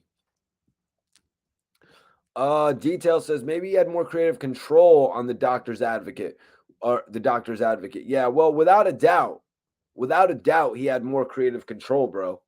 He without a doubt had more creative control. They took all the reins off of him. You know, 50 Cent, Dr. Dre, they had nothing to do with the project. I don't even know if they were actually given the project. I don't even know if they were actually given the project to review. I'm sure Dre was, but I don't know if 50 did. Trench Baby says, what album was Dreams on? Dreams was the game's third single on documentary. His third single, but his first solo single. Capital third letter C is in the building. What's popping, bro? He says, it's Jesus Piece for me. AB says LAX was okay. I really liked his first 2 warm-up singles on that, AB. You know what I mean? He had that one record, I forget what it was called. It was the one where he's like, I'm on the corner, let me serve. And then he had that record with Keisha Cole, Games Pain, which I really liked. But those records didn't really do too much, man. And I was really shocked his third album wasn't received better, but it did do over 200,000 units, like 226,000 units, I want to say, first week. So the game put his albums in this order. If anybody's just tapping in, the game put his top 5 albums in this order: The Doctor's Advocate, the documentary, Jesus Piece, the documentary 2, and Born to Rap. And his new album is going to be called Drillmatic. and he says it's going to be a great album. So everybody look forward to it. They're obviously in the middle of building towards it right now. They've got the song with Kanye West, Easy out. And I think that's what Game is referring to as his record that is actually on the top of the Billboard charts right now. If somebody can let me know if I'm wrong, drop it in the comments if you're watching this on demand. But yeah, so the Game looks like he's ready to go, man. He looks like he's ready to go. And by that, I mean, it looks like he's ready to go at anybody, and especially after this whole Super Bowl fiasco, like all bets are off. You know what I mean? I don't even think he has the same respect for Dr. Dre as he once had, because that was the Super Bowl. You know what I mean? That was a performance that puts you in front of the whole world. So it's like now the whole world knows who you want to be considered your clique. And for the Game, he was not a member of Dr. Dre's clique, unfortunately, even though he's been telling the world that for so many years. I mean, a lot of us as fans, we saw them together and we were like, oh shit, that's Dr. Dre's artist. You know what I'm saying? But now, like, we are the solid hip hop fans. The everyday hip hop fans that don't really follow the shit all like every day of the year, they tune into the Super Bowl. They see Dr. Dre there, Snoop Dogg. They see Eminem. They see Eminem's guy 50 Cent. They see the new guy Kendrick Lamar. They see Mary J. No Game. Oh, guess Game and Dr. Dre fell out. Guess they're not cool anymore. I guess he's not a part of the inner circle anymore. Or they don't even remember the Game. And so they don't even think that. So there's like bad and then there's worse. The good, the bad, the ugly. So Game ended it off by saying, Wack, I got to get out of here. I'll holla at you. Game let Wack know that he was leaving. That's interesting to note. When Clubhouse was going on, people were more interested in speaking with the Game. Obviously, the Game's not there all too frequently. Don't really know why he was there with Wack other than to show Wack a little bit of love. Like I said, maybe they had just got done filming something and they wanted to do a little bit of promo, get the internet talking for the eventual interview that's going to drop. That's how I would spin it. You know what I mean? But shit, I'm not marketing for them. Mikey T, the movie star. You know what I mean? I work for myself, independent entity. But yeah, so I just found that interesting that the Game actually let Wack know, like, yo, I got to get out of here. I got to go, Wack. Like, Wack was really in control. Like, maybe what if Wack had said, nah, we need 3 more minutes. But no, they had probably already just got done filming something, you guys. I would have to say, and that's why the Game went on there to stir some shit up. And now people are getting talking, so it's going to create a level of interest for wanting to see the Game explained further. So we got to talk about what's going on with Yfn Lucci, man. It's actually somewhat similar to AR-Rab because Yfn Lucci was apparently on the phone, just like AR-Rab was on the phone. You guys, free AR-Rab, free Yfn Lucci. Yfn Lucci's on the phone, and apparently he got stabbed. Apparently he got stabbed, you guys. It's pretty crazy to me that this is happening to Yfn Lucci, but obviously the guy is not going to be in PC. Obviously he's not going to be in protective custody, but Yfn Lucci is awaiting trial at this point. But TMZ has the report out if anybody wants to go over there and read it. Apparently it happened on like February 9th. And apparently there's a price on him, a prison price. There's a price on him apparently, and he's fearing for what could happen if he remains in custody. So he wants to go on home confinement. He wants to get out of jail. He wants to be placed on an ankle monitoring device. We've seen shit like this happen. Apparently, well, not apparently, obviously, he's still awaiting trial. So he's in a little bit of a better circumstance than somebody like Ab. Because, when Ab got, sliced, you know what I mean, by some random dude going through a bunch of crazy shit, he couldn't get out of jail at that time. He was in the middle of being sentenced. Yfn Lucci, currently, his trial has not taken place. So look at what happened with NBA Youngboy. He was placed on a leave. He was able to go home while he's fighting his trial. Only difference here I can see right as clear as day is that Yfn Lucci was actually already out on bond from another case. He was already out on bond from another case, and then he got involved with an indictment, and they brought him in, and they're like, "Done, it's over. You're going to trial." That's the only reason I don't know if Yfn Lucci is going to be able to get out. Now he's been put in jeopardy over this situation, so I'm just hoping it's likely, man, because at the end of the day, it's all about these dudes' safety. I mean, you hear me on here talking about Dark Low and what's going on with him. He had his kidney replaced, you know what I mean? And they got him in, they actually got him in a medical facility in Massachusetts. That's good, but he's still going through a rough situation right now. You know what I mean? So I don't wish prison time on none of these dudes, man. Yfn Lucci, there's still a chance that he's going to go innocent. Dark Low obviously doesn't have the funds that Yfn Lucci has, so he got bombarded. You know what I mean? He got bombarded where the judge didn't even really see it from his side that the dude he wrote a letter to was actually a previous friend of his, somebody that actually looked up to him, somebody who had Low had given guidance to at a certain point before, you know? Lucci's trial is in May. Yeah, it's interesting to note that, Pooh Shiesty was actually, sent, he actually pled out, and his sentencing was 2.5 months later, something like that. And Pooh Shiesty actually wanted to be released. Pooh Shiesty actually wanted to be released from jail while he awaited sentencing. It's something that actually naturally happens. You know what I mean? It's something that actually happens, you guys. And if you got money to pay for it, you got money to get out of jail. Yfn Lucci is no joke. His career jumped up in a massive level than in the last few years. Like, you can just go take a look at DJ Vlad's interviews with him. Like, from the first interview to the second, he exploded. And I watched his career, you know what I mean, go from being a dude who needed a backer to just having all the money that could be at somebody's dispense.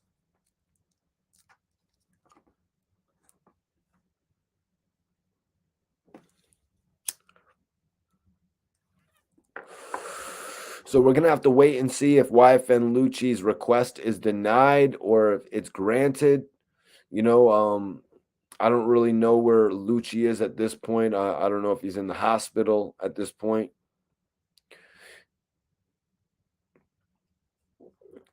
But yeah, he had violated his past release, because he went to that bar or that strip club, and he went to the studio and shit like that. But I remember there was a report out about the fact that he went to the same location, and it was like, what are you doing, man? But it's like, in reality, what was he doing anyways in Georgia with all them dudes who were busting at each other? Like, you are Yfn Lucci. You are a $25 million man in building, and you're putting yourself in jeopardy. Now you're locked up. Now you're in a place where you definitely shouldn't be. Maybe at one point in time where Lucci had to go to jail and serve some of his time, but at this point, he should not be there. This really should show all the upcoming artists, all the upcoming bloggers, anybody affiliated in anything. You really got to watch what you do in this game. You got to watch who you hang out with. Lucci should have been the man in charge in that car. Oh, you got a problem with dude over in this side of town? All right, we're gonna go post up on the other side of town then. If you got something that potentially could be troubling to what we have going on. Why? Because we got to get back on the road tomorrow. We don't got time for this bullshit. That's how a boss has to move, you guys. Young generation says, man, Game is just trying to sell that trash album. Well, the album's called Drillmatic. Um, his last album was called Born to Rap. The last album before that was called 1992. I'm really not messing with these album titles from the Game, man. You know? Trench Baby says, I F's with Lucci, man. Free that innocent man. Yeah, it just sucks how you can get tagged up in conspiracy with these charges. It really just sucks that you can get tagged up with conspiracy when it comes to these charges, you guys, because That's what it looks like to me that Yfn Lucci is ultimately facing, especially if he doesn't decide to just sit there and tell them everything that they want to know. But what is there for him to really tell? You know what I mean? He ain't telling on his homies who got into some fire with some other dudes. There ain't really nothing for him to freaking tell on. So YFN Lucci is pretty much up shit's creek right now. If they want to go that far with the conspiracy charges, I think they need to get on this shit and put YFN Lucci in the wrong place at the wrong time, around with the wrong people. You know what I'm saying? I think that's what his lawyer needs to build the case around. Because YFN Lucci shouldn't have been in that predicament. But it's crazy that he gets out. He gets out, right? So I'm here vouching for him, saying that he's the guy who wouldn't want to be there. He's the guy who would rather be at Red Lobster, or the guy that would rather be in the studio or be with his girlfriend. But he gets out of jail, you guys. He gets out of jail, and then he goes to the strip club, and he goes to the studio, and he goes to all these places that he's not supposed to be at. So it's just like, when is enough enough? Like, when is enough in these situations, man? You just had you had your life taken away from you. You know what I mean? You literally had your life taken away from you, like thrown in jail, and no one literally thought you were getting out, being that you were driving the vehicle and you got out. You know what I mean? You got out. Like, crazy enough, you got out of jail, and then you don't head right home to the Tunchi mansion with your wifey. Like, come on, you got to smarten up in this game, man. These dudes was given a major opportunity to change not only their life, but the lives of so many other people, their family and their friends, all these lives. And now all those people are just, and I'm not talking about the dudes who just wanted to come around him and cause all the melee. I'm talking about all the people that now have to suffer because he was hanging around the wrong people. That's who I'm talking about, you guys. Because believe me, when I'm hanging out with artists, I'm not putting them in jeopardy. I'm not putting them around shit that could end up falling back on them. That shit's not cool. You don't do that shit. You don't put other people in jeopardy. You don't have someone get in your car when you got illegal shit in there. Putting somebody in jeopardy like that, man. You don't be thinking about what other people are doing. Somebody could be on probation. Somebody could be on parole. They get pulled over you when you got that shit. They get locked up, hit with a violation. They get taken away from your family. Oh, but it was cool. It was cool that you were busting down licks. You know what I mean? Impressing your favorite, impressing your favorite bro or your favorite rapper, or shorty from up the block. But you don't know that you're putting them in a predicament. You're putting them in a predicament. You know what I'm saying? Oh, no, no, no, Lucci. Nah, Lucci. Just keep on going straight, bruh. Just keep on going straight, man. We good. We good through this part of town. Like, come on. At a certain point, you got to pull away from that shit, man. Like, Lucci was in a predicament that really not many other people on this earth are in. Like, literally, if you have problems on the east side of town, you can literally go set up shop at any Airbnb you want on the west side of town if you're YFN Lucci. Other people don't have that liberty, you guys. Other people don't have that liberty, y'all. If you are YFN Lucci, you can bring the studio to you. If you're YFN Lucci, you can bring the strip club to you. So there's really no excuse for him actually going to all these places when he gets out on bond. And it's really going to be working against him. It's seriously going to be working against him when he tries to get out again. Even though he's got this new statement to make about the fact that he got sliced while he was on the phone. You know what I'm saying? He's got that statement to make. Obviously, they'll pull up the video cameras if they're even. This is why I be wishing Twiz is here sometimes. Pull up the video cameras if you can even do that in that predicament and see what really happened to him. You know what I mean? And if they let him go based on this, then that's a win for him and for his family, man, because anybody fighting from the outside has a much better chance than fighting from the inside, you guys. So if he can get out and actually keep his nose clean, you know what I mean? No pun intended. If he can get out and just keep his nose clean, man, and stay out of the bullshit. I really wonder, is Lil Wayne and his daughter going to take him back again? You know what I mean? Because Wayne's got to be feeling some type of way about his daughter being around somebody like that. It's like, man, like, what type of guys are you bringing around my daughter? Like, I didn't go through everything in the music industry to become successful as I have, to see my daughter, or to see, or even if it was me, to see my daughter or my son end up in the same predicaments that I faced when I was younger. We do this so we can put them in another form of life. And you know what, man? It's like, you rap, you got the nose piercing, you gangster, you smoke weed all day. All right, man. But you know what? Underneath all that shit, you seem like a relatively good dude. You know what I mean? And maybe he is a relatively good dude. Maybe he is a good dude. A lot of times those good dudes be getting taken advantage of. Yo, Lucci, man, you got all the money in your bank account. Let's go get 3 pints. Let's go get 3 pints of lean and 8 ounces of weed, baby.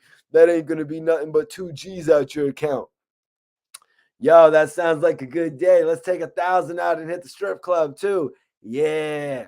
You know what I mean? Shit like that. It's all about, like, sometimes that nice, smart guy could be the guy buying the whole half ounce that the whole car is smoking the whole day.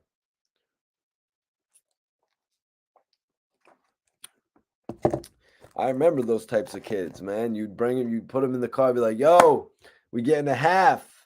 And then we roll up a blunt, be like, 10 minutes later, we rolling up another blunt. 10 minutes later, we rolling up another blunt. Until it's over. Oh, you ran out of weed. All right, skirt, dropping your ass off.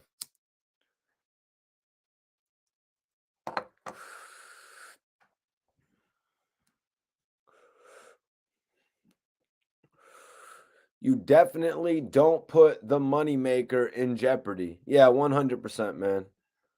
Boss is a mentality. Appreciate everybody for tapping in tonight, man. So it looks like we got to get into this NBA Youngboy topic. Little Durk. Little Durk, he wrote a message on Instagram that I want to read out. And he's talking about slick snitching. Slick snitching, you guys. Slick snitching. Now, we heard Durk all over his diss track, Aha, basically calling NBA Youngboy out for doing it for the gram, not really being outside, more so being on the gram. You know what I'm saying? That's pretty much what they look at NBA Youngboy as being about. Well, you got to understand, the man's on house arrest right now. The man really can't do all that much. He really can't do all that much besides release music, besides try to make different interesting videos and content for the internet. And I got to say, man, NBA Youngboy does make some interesting content. I noticed he filmed a video that was somewhat similar to the AOL music sessions back in the day. That like 50 Cent did, and when they, a lot of the famous rappers would do them. And NBA Youngboy did it on his page to a couple of his singles, and it did like 1 million views in like 20 hours. 15 hours, it did like 1 million views. He's a genius when it comes to that shit, man. Doing those performances on his YouTube page. I got a whole lot of idea of the vision that NBA Youngboy has by watching him do that shit. But Little Durk put up this message on his page. He said, "We not into it with all these effing goofies. Stop posting shit. Stop posting shit. That shit slick snitching. We ain't in war. We getting money. Staying positive." Little Durk said it on his song, you guys. You know what I mean? He said, "I'm getting it done. F tweeting, we sliding. The feds will come." Durk isn't stupid. If something happens between these two, the feds are going to come. And that's why Durk is pointing it out here. He's saying, we ain't in war. We getting money, staying positive. And that's exactly what Little Durk is doing, you guys. And that's why I believe Little Durk has the edge on NBA Youngboy. So I'm going to put it up in the chat right now that we know that the documentary is the game's best album. The documentary is the game's best album, you guys, at 94%. Nothing else even really got much of anything. But I'm gonna put it up in the chat since we're talking about Little Durk and NBA Youngboy right now.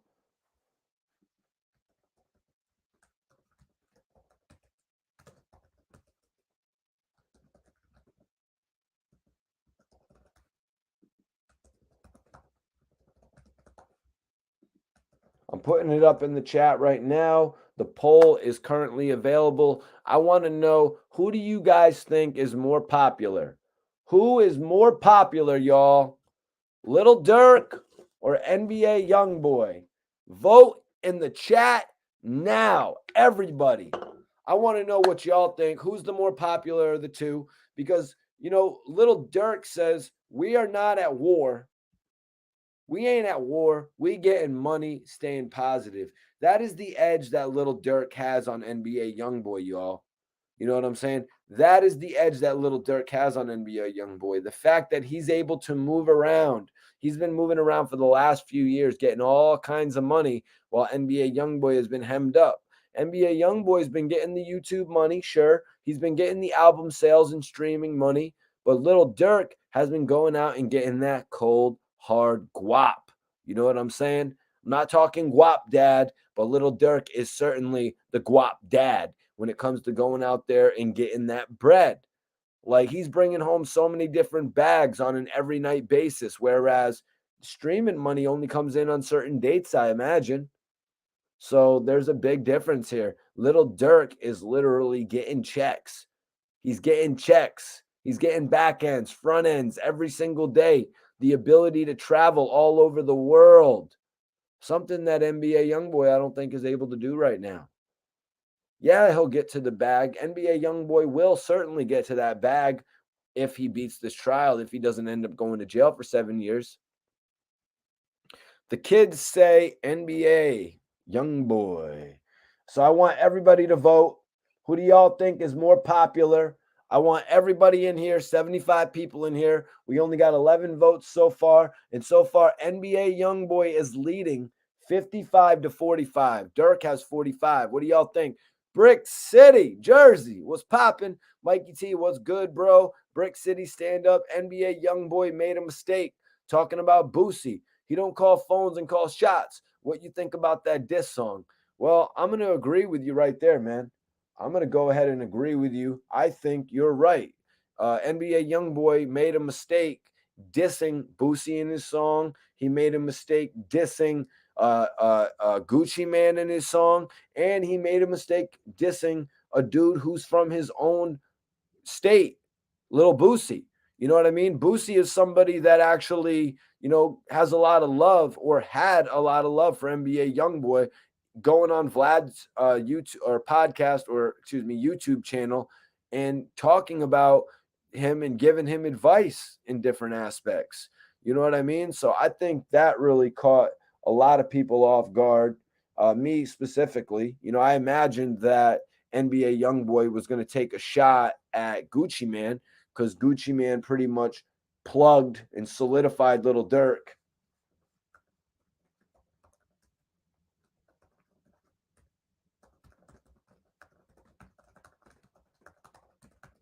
But I'm posting my interview, my new interview with G's Gasoline.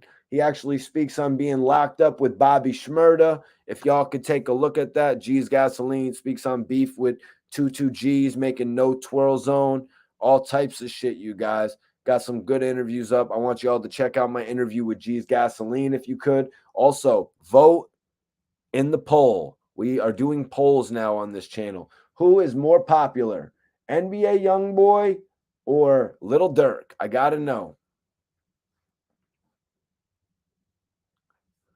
Yeah, Scotty P. He went at all the people. We're about to get into it right here. Let me read some of these joints. He said, used to F with Gucci till I seen he liked them pussies. He had actually said, feel like Boosie don't even like me. Bitch, don't call my phone. Well, Little Boosie went crazy on him, y'all. If you guys didn't hear it, Little Boosie actually went nuts. He went nuts on him the other day. He released the song that was called I Don't Call Phones, I Call Shots.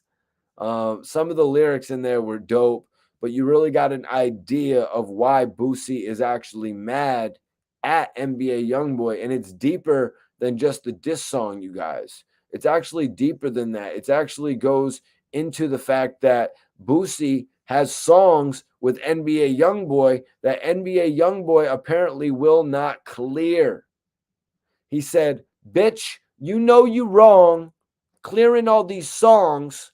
Don't want to clear my song, but fake like you my dog." Boosie pretty much exposed NBA Youngboy for not clearing his music. He exposed NBA Youngboy for pretending to be his friend. He said, "That's that fake shit. Don't speak on me no more. You know that I don't go for that. Let's keep it real. You were a hoe for that. I ain't never hit the top. My spot was always pushed away. No front covers on no magazines, but I'm still hot today." Boosie went in on him on these records pretty much. You know what I mean? Letting him know, don't speak my name. Letting him know you are the one. You're out there clearing everybody else's record, but you didn't clear my song. So Boosie brought in a little bit of the personal aspect of it, you guys. Even said, "Boosie, bring the dog. I'm lethal like that fentanyl. If anybody's steady enough, they gonna fall. Shit, we lost plenty, dog. I was yelling from behind the wall. My bitches never talked about." He said, "My bitches never talked about, you guys." And that was in regard to what Little Durk and NBA Youngboy had both said in their songs. Little Durk said, "I told Vaughn that bitch is on OnlyFans. I told Vaughn that girl is on OnlyFans." NBA Youngboy said, "Keep my girl's name out your mouth. She makes more money than y'all." Boosie's take on it, though, "My bitches is never talked about." So, with all the dissing going around about these young boys' girlfriends, the OG Boosie pretty much let the world know, like, yo, my girls are not talked about. My girls do not get talked about in these situations. Which I thought was boss. The song is called "I Don't Call Phones, I Call Shots." And Boosie also said this is the first and the last time that he's speaking on this. I think it's an alley-oop for Boosie, man. The fact that he actually, gets mentioned in this song, it's going to give his music an opportunity to get streamed more. It's going to give him an opportunity to actually get his name out there a lot more, period. So I think it's a win for Boosie, who has been having a lot of trouble when it came to the music. So, but NBA Youngboy is really just back on his, crazy shit on this record. He said, "How you talking shit when nothing ain't died about your cousin and them? Quando got no filter and he say they ain't gonna F with him. Clean up on aisle O." And that's a direct reference to O Block and King Von when NBA Youngboy said, "Clean up on aisle O." He called me a bitch. That's India. That be your hoe. Posted with a stick like Indians. They want my soul.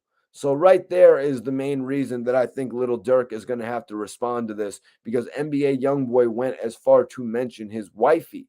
You know what I mean? But with this recent post from Durk says, "We ain't at war. We getting money. Staying positive." I think Durk is putting this behind him, man. Durk is not going to put where he's at now in jeopardy. Where is he at now?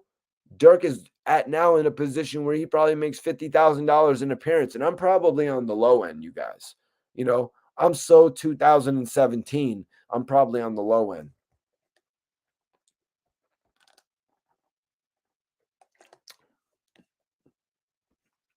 Detail says NBA need to leave Boosie alone and move on.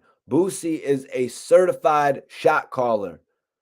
Young Generation 84, thank you for tapping in. Hit that like button, bro. Boosie don't want to do him nothing. Brick says, "YB gonna clear them songs now? Chess move if he do that." So what do you think, Brick City? If Boosie gets the songs cleared from NBA Youngboy, does he still release them? Scotty P says 100 to 150,000. I bet at this point.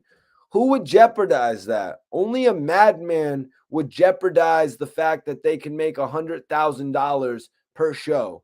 And that's why I say Little Durk has leverage, you guys. So look at the poll right now. Right now at the poll, it's 50-50, you guys. NBA Youngboy and Little Durk 50-50 in the poll. We only have 22 votes. There's 77 people in here. I want y'all to vote. Who's more popular, Little Durk or NBA Youngboy? Put your stamp in the poll right now, you guys. Y'all probably know I'm Mikey T, the movie star. I'm your host. We be getting lit every single night on these live videos. I'm the hip hop influencer that you want to tune in with. So make sure you subscribe to this channel if you have not already, and make sure you hit the notification bell so when I go live, you can check out what I'm doing. But I want everybody to watch my exclusive interview with G's Gasoline. I have it pinned up. I want y'all to check out my interview with G's Gasoline and leave a comment on that shit. G's Gasoline broke down a lot, man. A whole hell of a lot. Facing trial, 30 years at trial, being locked up with Bobby Shmurda. Whole lot of shit in that interview, man. Brick City says Boosie, but that money, so I believe he will drop them songs. Yeah, exactly. If you get the clearance on the records, and shit, man, maybe they'll actually talk and maybe do a project together. So let me get back into this though. NBA Youngboy said, why he dropped that whack ass song? Pussy bitch, you should have known. Used to F with Gucci till I seen he liked them pussies. And that's in regard to the Rumors record where Gucci Man and Little Durk actually filmed that together. Really good hook from Little Durk.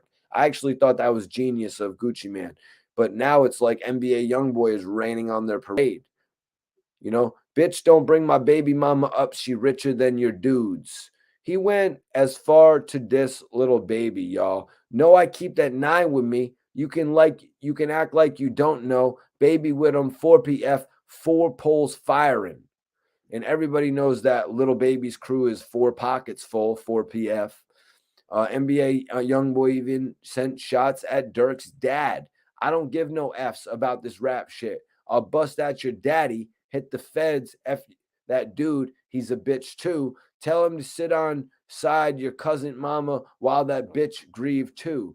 See, a lot of his lyrics are just a little bit hard to understand. That's what many people say, but he's got fans that love that shit. You know what I mean? So you can't tell him nothing. You know what I mean? He's got fans who love that shit. He took shots at Little Boosie, as we were just talking about. Feel like Boosie don't even like me? Bitch, don't call my phone. But I just want to point out, when he said bitch, that's kind of like a slang term that they use out there. So I really don't think that's what's going to offend Boosie the most. That's kind of what they call each other out there and shit. Brick City says YB is whack. What are you talking about? I was in Philly last week. What are you talking about? Dude, how do you know where I be? What are you talking about? I travel all the time. Still. You probably don't even know half the places I be. I was in Queens last week too.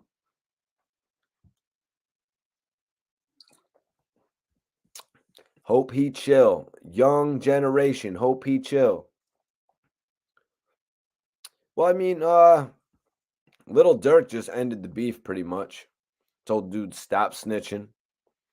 True, Brick City.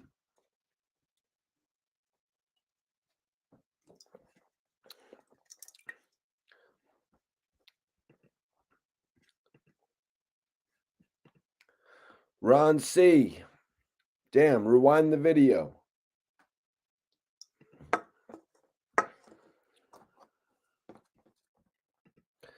Yeah. So another thing I predicted, y'all. Let's get back to these lyrics.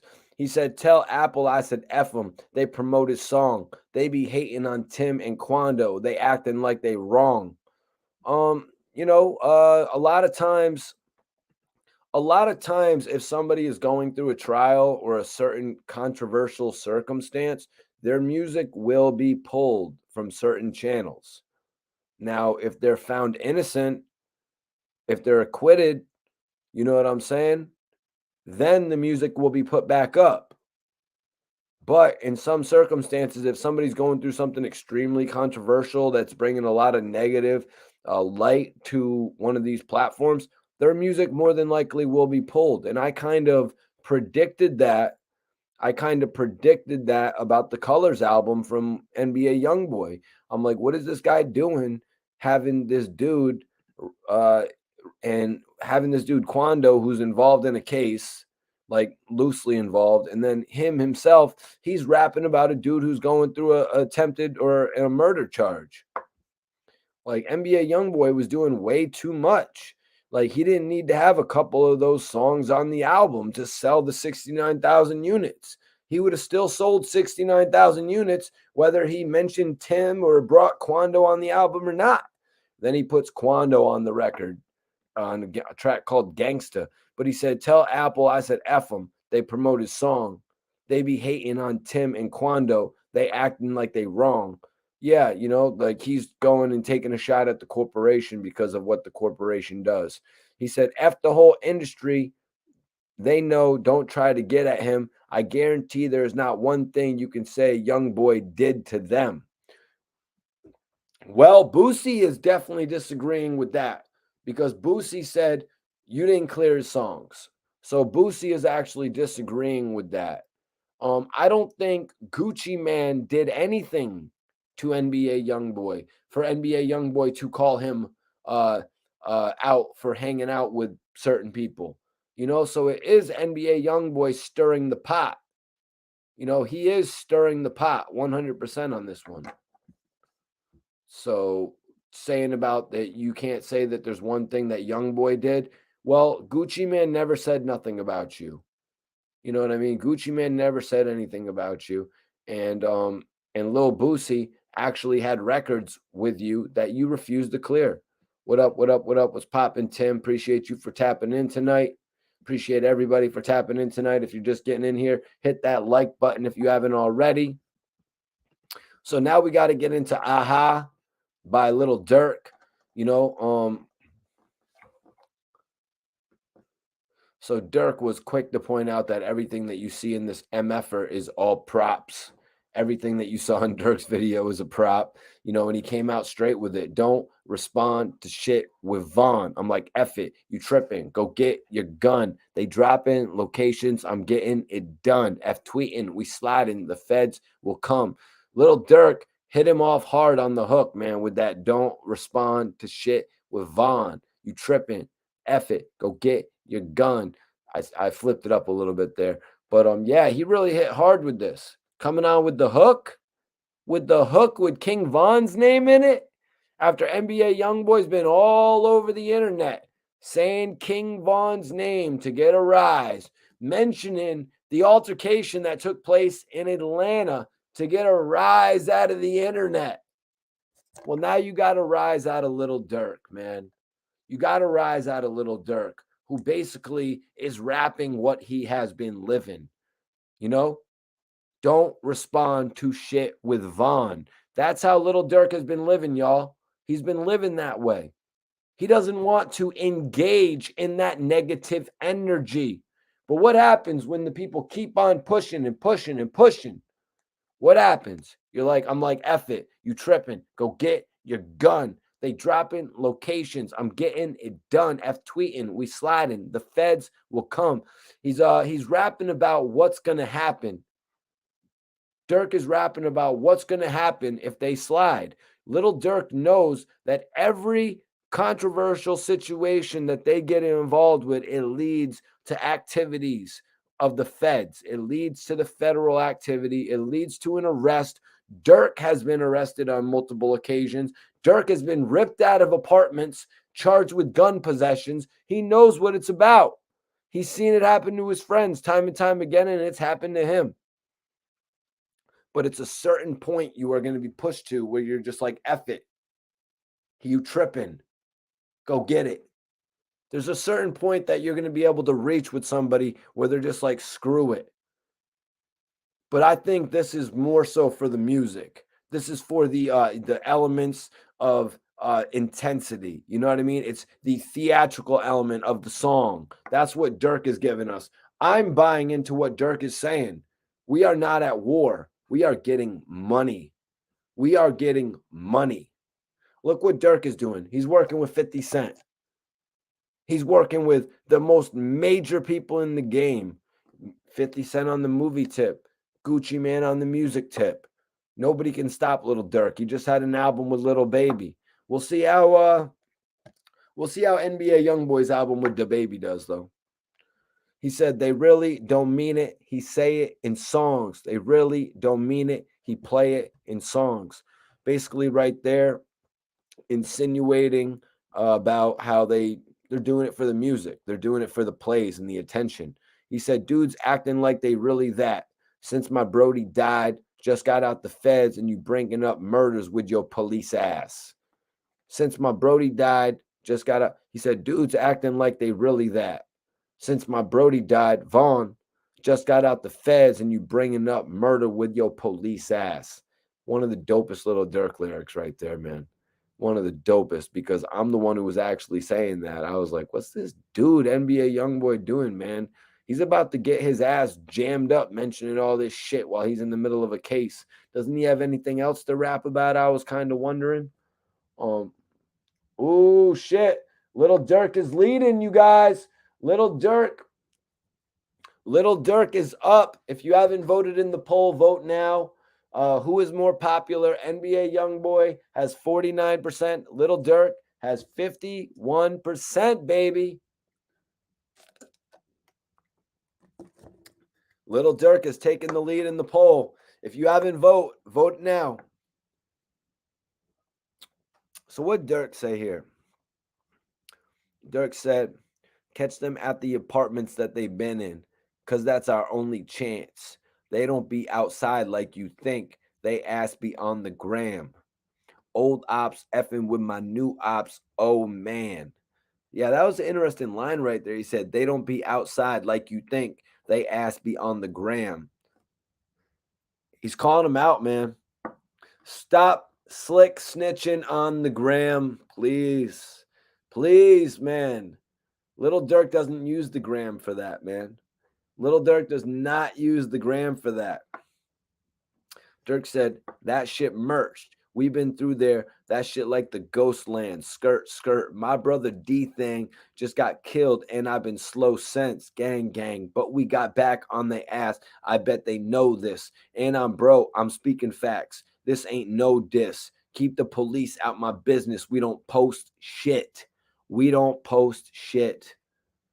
Everybody's so intrigued with posting their disses, posting their braggadocious shit, pulling out weapons on the gram. You know what I mean? All that different shit. Durk doesn't do that. Durk relies on the music. If you want to make fun of Durk for the auto-tune, there wasn't another auto-tune in this record. Aha.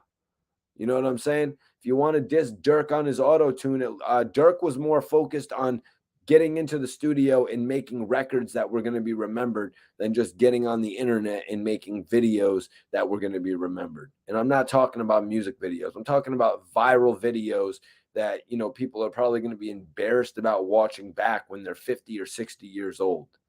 You know what I mean? Pretty much asking themselves why they would do something like that. So I'm just being real when it comes to that shit, you guys. You know, I like both of these artists. You know what I mean? I don't really let the factor of NBA Youngboy's slurred speech or mumbled rap really affect the way I feel about him. Personally, I have I can hear, you know what I mean, more than the regular person who is so, like, you know, in tune with the way that rap used to sound. You know what I mean? So I don't really look down on him in any way. You know, I just like to keep it real on all aspects. You know what I'm saying? There are points where NBA Youngboy is a lot bigger than Durk, but there is a lot of points where Durk is able to get more money than NBA Youngboy, and it's got to add up, y'all.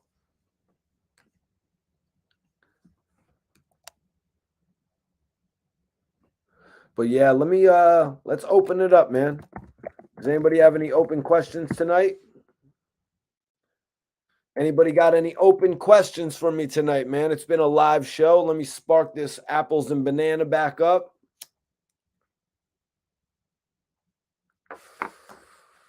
Definitely a live show tonight. So what do we got here? Who is more popular, NBA Youngboy, 51%. Little Durk. Little Durk, 49%. Okay. I need everybody to vote in the chat right now. I need everybody to vote in the chat right now, man. Give me 1 second. Let me charge this shit up.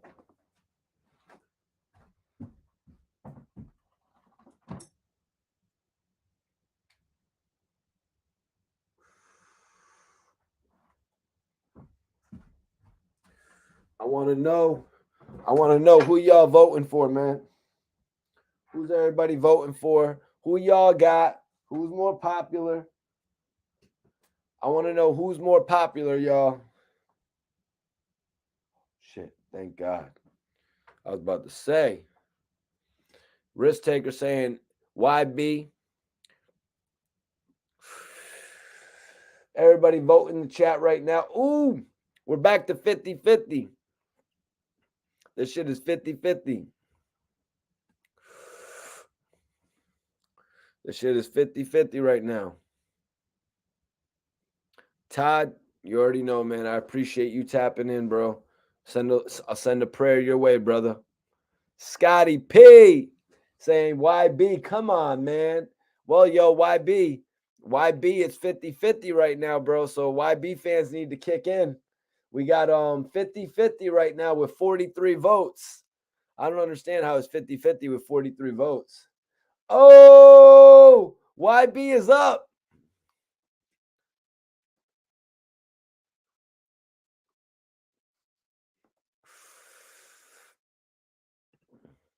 The Huggy Pacino effect says YB has much bigger YouTube numbers. Don't lie.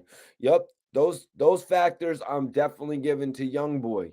You know, the YouTube numbers, the actual album sales, but the fact, and you've probably heard me say this, the fact that Youngboy isn't able to tour like Lil Durk has been for so long, that's where Durk is edging him out. I think, in my opinion, that's where Durk is edging him out. What is popping, y'all?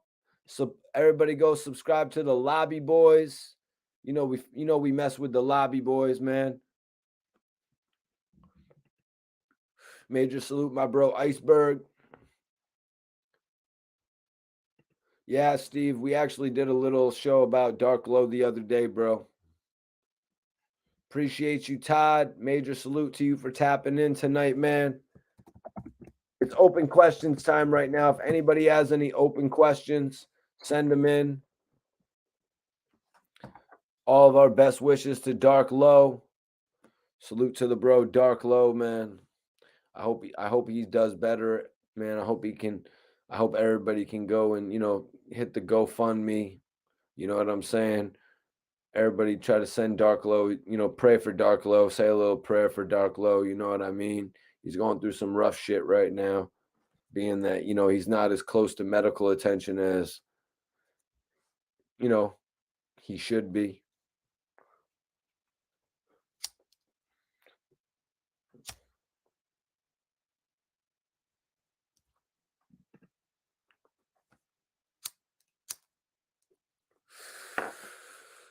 But yeah, I want everybody to check out my new interview with G's Gasoline.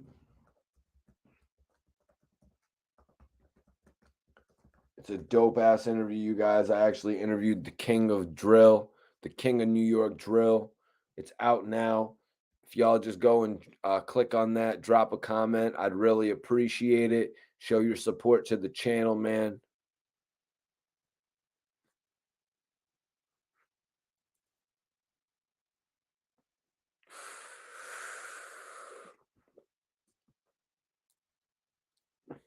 Appreciate it if everybody checks out my new interview with G's Gasoline.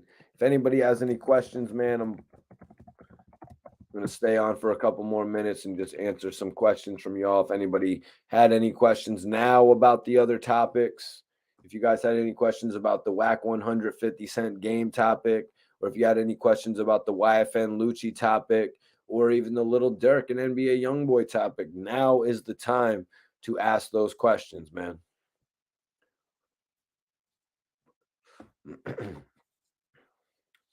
Any questions y'all got, I will answer. But I want to know as well. I want to know something. This is what I want to know. I didn't ask y'all. But we got 60 people in here. What's everyone smoking? Hell yeah. What's our.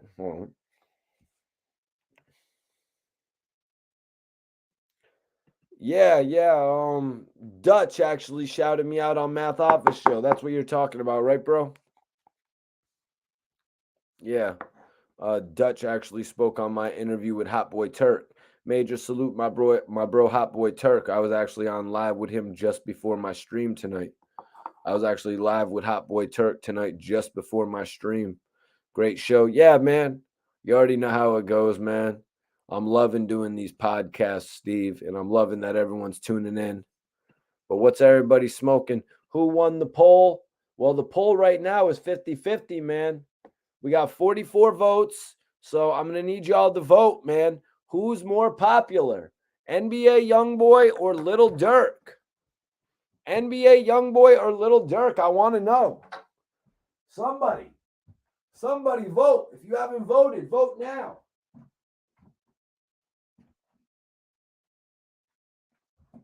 If you didn't vote in the live video, vote. If you didn't vote in the poll, vote right now, you guys. Yeah, major salute to Math Hoffa. He's been knocking these interviews out crazy as of late, man. I see he's got Remy. You know what I mean? He had DJ Vlad. He had Dutch. So he's really been knocking the interviews out of the park. You know what I mean? Heineken's up there with him. He's got a lot of great co-hosts. I think it's probably the best new podcast out. I think it's the best new podcast. I'm going to give it the best podcast out of New York, at least. But you could tell Math Hoffa is actually on the way to greatness with this. His expert opinion, you know what I mean? His expert opinion is, something that actually, I think it's something that the people need. And he figured it out. You know what I mean? He actually figured it out.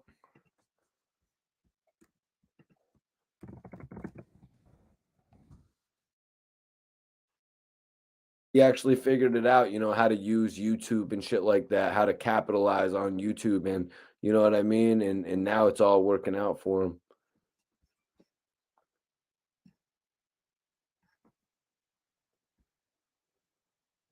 Yo, we got some people voting detail. Wow. As the votes go up. Who is more popular is the poll right now. We did a couple other polls earlier. Do you believe that the game wrote for 50 Cent? The poll that was 30 to 70, 30% believed that the game wrote for 50 Cent. 70% said hell no, the game did not write for 50 Cent. Second poll, the best game album. Overwhelming 94% for the documentary. The Doctor's Advocate got some votes, as well as Jesus Piece and LAX. They all got some votes as well, but it was an overwhelming 94% for the documentary. And now we've got the poll. Who is more popular? I want to know, who do you guys think is more popular? We got 49 votes in there. Right now, NBA Youngboy is leading. With 52%. NBA Youngboy has 52%. Little Durk has 48%. So right now, your votes are critical. Your voting is critical right now, you guys. Major salute my guy Colossal the Don on the tap in tonight. Okay. Pineapple Express. I'm also asking, I want you to vote in the poll, but I'm also wanting to know, what's everybody smoking tonight? What y'all smoking on tonight, man? Detail says Math Hoffa's podcast is great because it educates people on so much. I'm very impressed every time. Yeah, that's one of the major reasons that it's becoming one of the best podcasts, because it works like that. It's got everything that works so great like that. It's got to have an edge of comedy to it. It's got to have a dramatic edge to it. You know what I mean? It's got to have an educational factor to it. And Math Hoffa's channel has all of that because you're getting gems. You know what I mean? You're getting real stories that you really wanted to know. And then you're, in a lot of cases, you're getting a laugh too. You get a laugh out of some of it as well. So he's really got all the factors in there, man. But let me see. Where's that shit? Did I say NBA Youngboy or Dark Low? I meant NBA Youngboy or Little Durk. I'm sorry, guys. The chat is up right now. Let me see. Let me see. There it is, right there. What's everyone smoking? That's what I'm wondering. What is everybody smoking on right now? What y'all smoking? Dr. H19D says ice cream sandwich. Ice cream sandwich. I've never, well, ice cream sandwich. Sounds like an interesting, man. Tell me a little bit about that ice cream sandwich. Big Man says he's smoking on that Purple Haze. Purple Haze is a nice throwback. Purple Haze all in my brain. Don't know. What was the next lyric of that shit? Somebody asking, and I don't know why. Excuse me. While I kiss the sky. Yup. Dublin. What's popping, Dublin? What you smoking over there, bro? What you smoking in Ireland, man? Let me know. But everybody, let me know. Let me know what y'all smoking on tonight. My man Rosewood is in the chat. What you smoking on, Rosewood?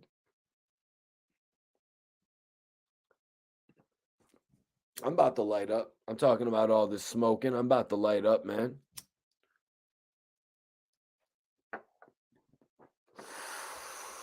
We had a great show tonight, man.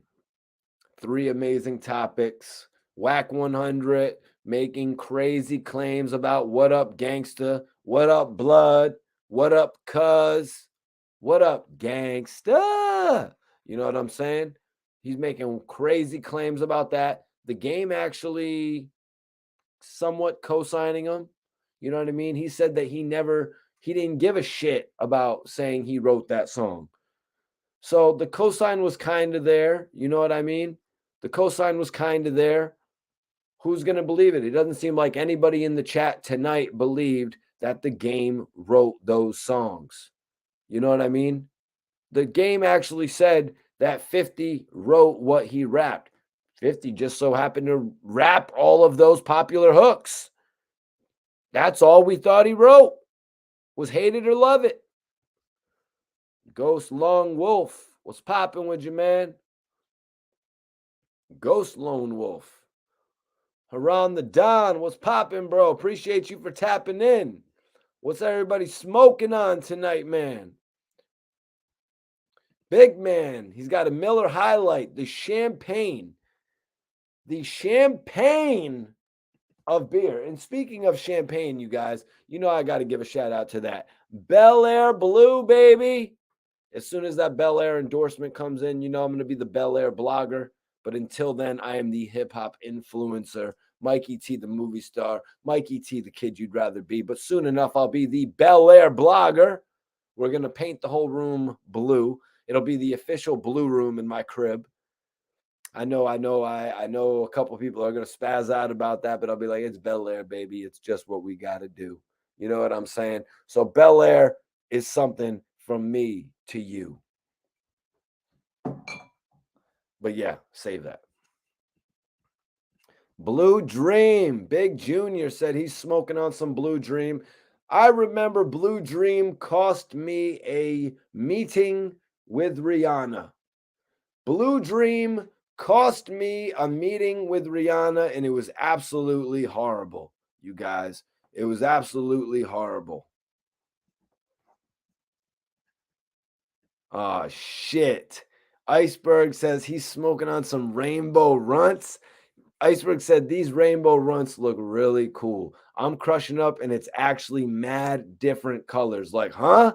How is this possible? It's like a rainbow. Aha! Speaking a little Durk, aha! You know what I'm saying? But damn, man, that actually sounds good. Iceberg's gonna be on my ass because I actually just got some apples and banana pre-ground. I had to do it, bro. I had to do it. I went with the apples and banana. And let me give a shout out to Burner. Major shout out to Burner, the cookies man, the cookies brand. You know what I'm saying? I don't know if any other blogger be supporting cookies like me, but I be smoking all the cookie strain. Let me take a little smell before we get back to the podcast. Oh, that cookies. Yeah, that's that shit. But what are you all smoking? I gotta know. I gotta know what you're all smoking, man. You know, it's a big thing with me. It's a big thing. I like to know what everybody in the circle is smoking. Great show tonight. Great polls. Great content. I appreciate you, Scotty P, for tuning in. If anybody has not subscribed to the channel, make sure you subscribe right now so you never miss my live streams. And y'all, vote in the poll right now if you haven't. I want you guys to vote in the poll. Who is more popular? Who is more popular, NBA Youngboy or Little Durk? But what are y'all smoking? Rosewood is smoking on some truffle butter. Now, sometimes I will go and do a search. Truffle butter, THC. I'm looking it up. Truffle butter, aka truffle butter weed. It's truffle butter is also known as truffle butter. It's a hybrid marijuana strain. Truffle butter is a sedating genetic cross with sweet terpenes created by crossing of gelato and chocolate kush.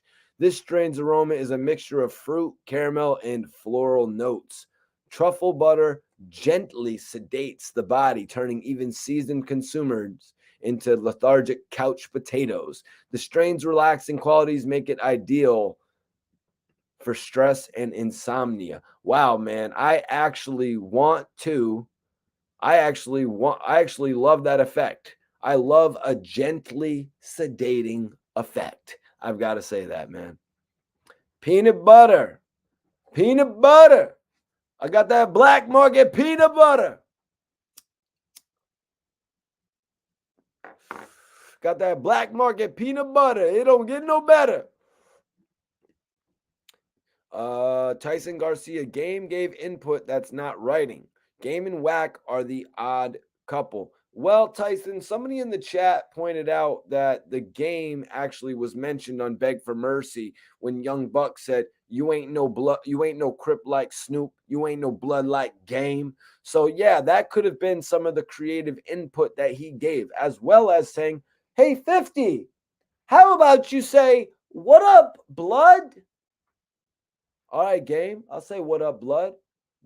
But what could I say after that? Well, 50. After that, you could say, what up, cuz? Yo, that's not bad, man. That's not bad. Not as good as when Lloyd Banks told me about the In the Club hook, but it's not bad.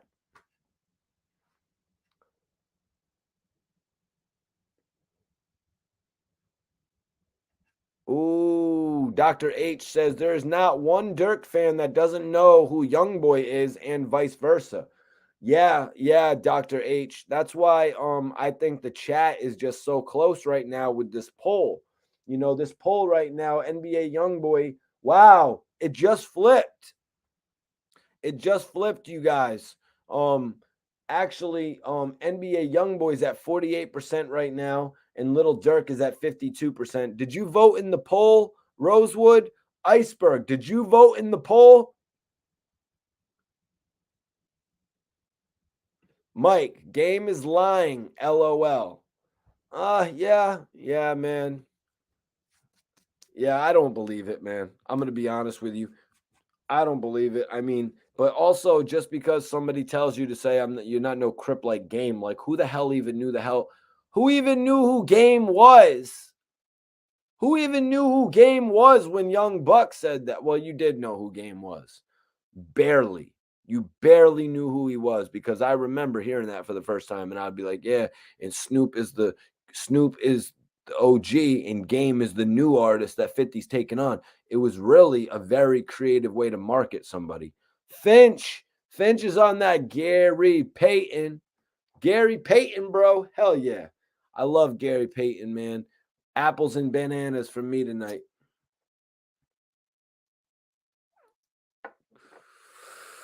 Yeah, I got an O with apples and bananas. Where's the other one? Yeah, I got another one right here too, unopened. So I got this joint right here. I got another one right here. You know what I mean? I just figured I'm gonna chill on that. I actually might pick up some runts tomorrow. Not as good as the rainbow runts that Iceberg seems to be smoking tonight. I should do a look up on the rainbow runts. Troublesome. What's popping, bro? What you smoking on tonight? Also, did you vote in the poll? Guys, we're doing a poll right now. Who's more popular? I've got the poll up. Who's more popular, NBA Youngboy or Little Durk? I want to know.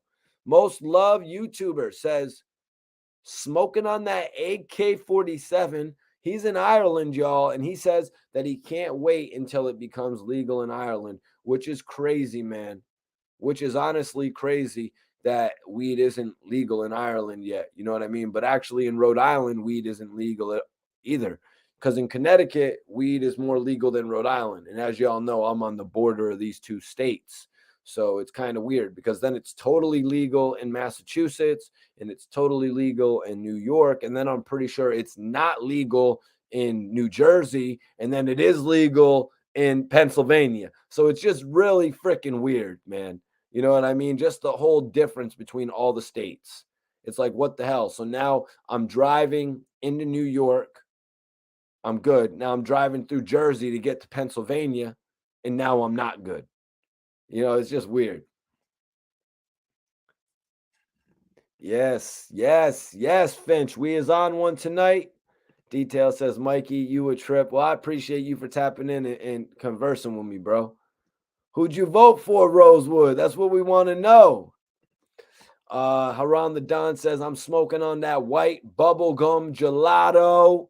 White bubblegum gelato. Damn, that shit sounds delicious, bro. I ain't gonna lie. Wish I like had a source for some shit like that. You know what I mean, Haran? You know, but the dispensaries really don't be selling shit like that. We got the laughing gas and we got other shit like, you know, like honey buns, and we got shit like a Madrina or some Medellin or some shit like that. But we don't really got the different forms of gelato. Like one gelato I ran into was the watermelon gelato, but I really wasn't big on that shit, man. I really was not big on that shit. PB and J Skittles.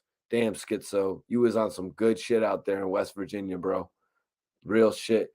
Iceberg says, I voted for Durk. I don't care how popping people think NBA Youngboy is. My vote is definitely biased, though, FYI. So why is your pick biased? You know, I can't vote in the chat, but I do agree. My pick would probably be biased as well, due to the fact that I've actually interviewed Little Durk, you know, and met Little Durk and vibed with Little Durk on a few different occasions. Yeah, like I've actually, 3 or 4 different times I've actually had the opportunity to be around Little Durk. You know, once I did an interview with him at Circle House. Another time with him, me and Chinks were running around the video shoot for the Paranoid remix. And then Chinks brought me into this room with Durk, and we were just filming a whole little blog. And then another time actually at the club when, no, I'm trying to think because I was actually chilling with Durk twice that day at the Paranoid remix video shoot. So it's actually been 3 times that I actually linked with Durk, not 4, unless I'm missing a time. But yeah, no, the club, Circle House, and then at the Paranoid remix video shoot, because I was vibing with him beforehand, right before I spoke with Jadakiss, right after I spoke with Black Bo, rest in peace, and Rick Ross. But yeah, I was vibing with Durk because I noticed him there, and I was like, man, this dude really has come up since the last time I saw him. So I wanted to let him know I seen what he had been doing and shit. Oh, my man's on that White Widow. I think he's saying he's on that White Widow.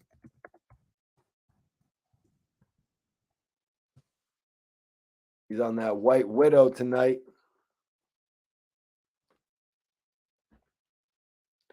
Damn, this shit is close, you guys.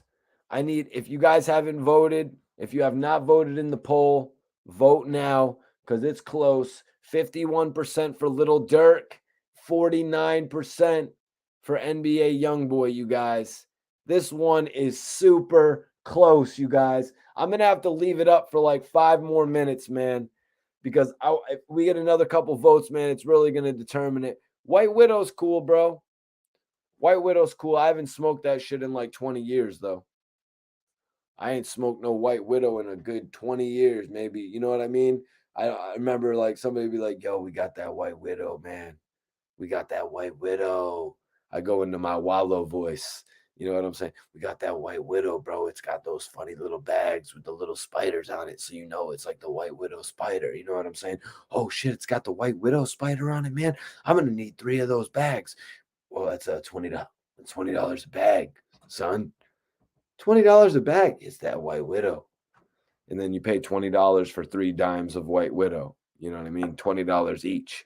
But yeah, man, I remember White Widow back from I was a kid, I guess. But you didn't really have much selection back then. You know, you get Hydro, or you could get some exotic, I guess, White Widow.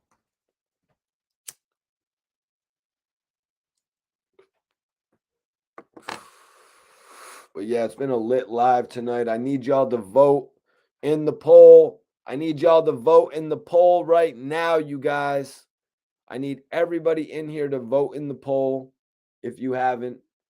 I know a couple people haven't, man. So the question in the poll is, who is more popular, Little Durk or NBA Youngboy? G Money says, how do you feel about the jet fuel, Mikey T? You know, for a second, I was really loving the jet fuel, but in reality, it really depends on how it was grown. You know what I mean? Like if you're messing with some jet fuel that really wasn't grown properly, you're not going to get the right feeling out of it. So, you know, that's the thing about it. Like I've loved a couple batches of jet fuel. Like that weed really will take you to a whole nother place. But I've had a couple of batches of jet fuel that weren't that good. So when it comes to jet fuel, if you're getting a great batch, you're probably getting the best time with weed that you're ever going to have. That shit has you lit up, man. That shit has you lit up. And actually, the Cookies brand did a jet fuel. They actually did a mixture, though. It was like a lemon. It was like a lemon mixed with jet fuel. I wish they would have just done a jet fuel strand. What's your take on the jet fuel, though, G Money? Talk to me, bro. And before we get up out of here tonight, man, everybody, if you haven't voted, take a vote. But also, if you haven't let me know what you're smoking, let me know what you're smoking before we get up out of here. About to end the show tonight, man. Live episode. I was doing a little recap before we got a little caught up. If it's nice, I mix it with the runts. Hell yeah, man. I'm hoping I could get some runts tomorrow, though. I think there's a deal on the runts tomorrow at the dispensary for like $1.40 for a half. So I might go grab that. But yeah, we had a great show tonight, man. Wack 100, you know, he's really telling quite the tale right now about this whole record, What Up Gangsta. So we had to go over that, man. Is it really, you know what I mean? Is it really a record that the game helped on? If so, I mean, they're really just saying he helped with the words blood and cuz. When we did a poll on it, nobody really believed that it was accurate that the game actually wrote for 50. I mean, that's respinning the narrative that was set 20 years ago, 15 years ago, when it was said that 50 wrote for the game. You know, now it's like, it's just so mind blowing that they expect me now to believe it was the other way around. You know what I mean? Like, okay, all right, that's the web you want to spin there. Very interesting. Yfn Lucci, man. I hope he can get a bail. He's obviously going through some stupid ass shit in jail right now, somewhere he really shouldn't be. I guess he got locked back up because he went to a strip club. I thought he was a part of another indictment. I'm pretty sure that all those cases have been merged together at this point. And it's really just looking like an uphill battle for Yfn Lucci. I had read a comment in the chat saying his trial was set to begin in May. That could really just easily be pushed back, you guys. So that's why he's trying to fight to get this bail to be released, you know? That's why he's trying to fight to get this bail to be released right now. And then Little Durk, man. Little Durk doesn't seem to be beefing with NBA Youngboy anymore. Looks like it's just a one and done. now that I'm kind of looking at it like that.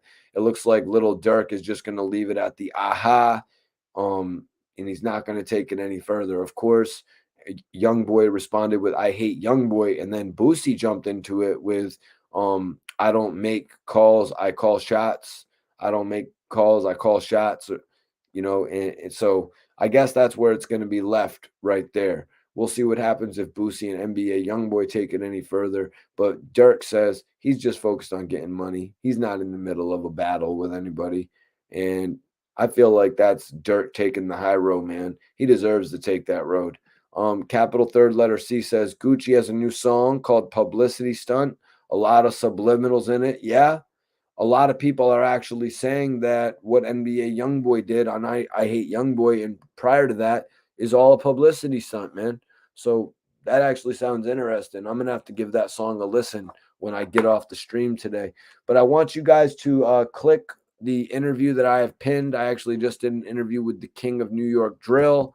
I interviewed G's Gasoline, you guys. So if everybody would go click the link that I have pinned to check out my interview, that would be dope. I'm going to end the poll right now.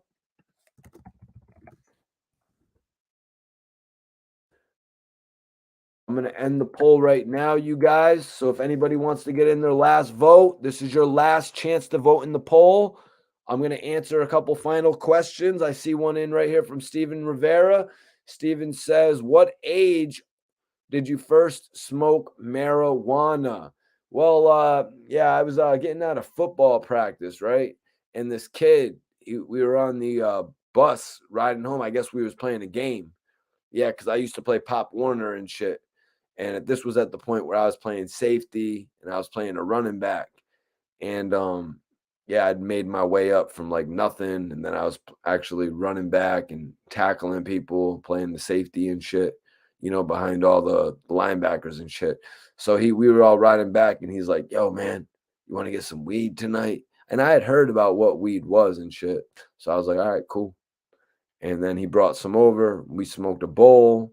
You know what I mean? We smoked a bowl. And honestly, I was out.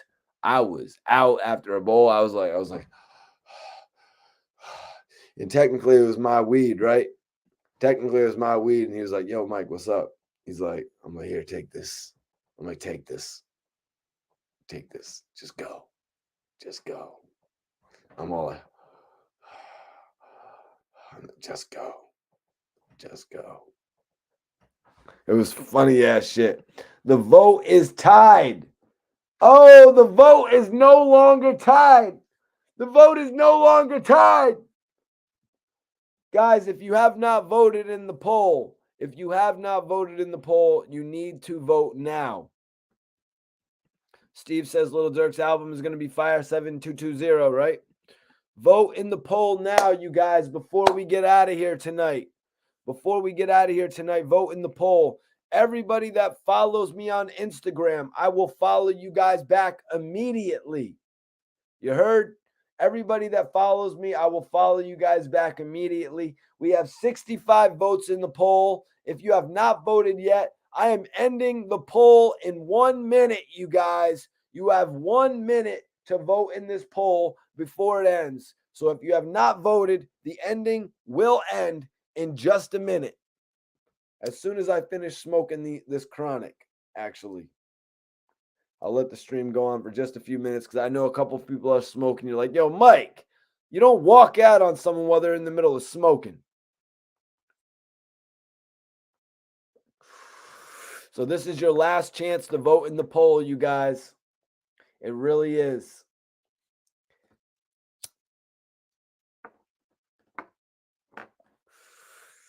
I want to know, you guys, what do y'all think? What do you guys think? We have 65 votes. Is that it?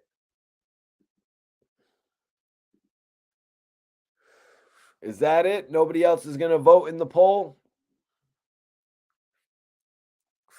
Iceberg, it's looking okay. We got another head in here. I want you to vote in this poll if you have not. Who is more popular? Who do you like better, Little Durk or NBA Youngboy? I know it's some Mark Zuckerberg shit that I'm doing right now, making people vote on who's more popular or who's more famous, but I want to know pretty much like who do you think is bigger right now as an artist, Little Durk or NBA Youngboy? I'm about to end the poll, you guys. We got 51% for NBA Youngboy, and we got 49% for Little Durk. And this poll is about to end as soon as I finish smoking.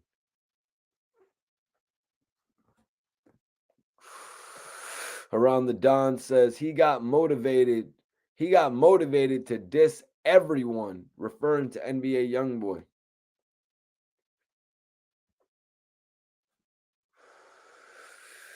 Yep, it looks like NBA Youngboy's taking this one, man. I kind of feel like there was an NBA Youngboy fan out there who had like 12 YouTube pages and just like logged into each and every one of them. But you guys got another little bit because I'm going to finish smoking. I'm going to finish smoking while everybody either votes in the poll or doesn't. Todd Armstrong, Durk is more favored, NBA more popular right now. Good assessment, Todd. Very good assessment, bro. Yep, it's looking like the poll is going to go 51 to 49, which is really close. Like that is undeniably close, man. Like I am so impressed with like how like neck and neck these artists are, man. It's like it really just shows you how loved they both are. Okay, NBA Youngboy just took another vote. NBA Youngboy is at 52% right now. NBA Youngboy is really about to clear this one up. And, the poll was not Zuckerberg type, by the way, laughing my ass off. Mr. Uptown, I appreciate you for tapping in, and you're tapping in at a very critical moment, bro, because I got a poll up. It's who is more popular? Who do you like more, Little Durk or NBA Youngboy? And it's a very critical time to vote in the poll, bro, because NBA Youngboy is leading with 52%. Little Durk has 48%. So your vote will count at this point in time.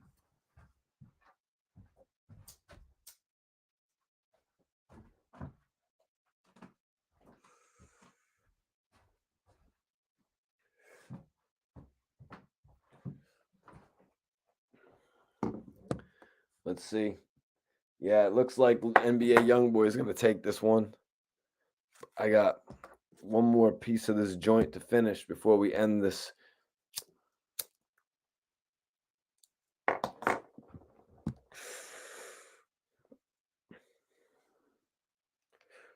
Let me do a little promo on IG before.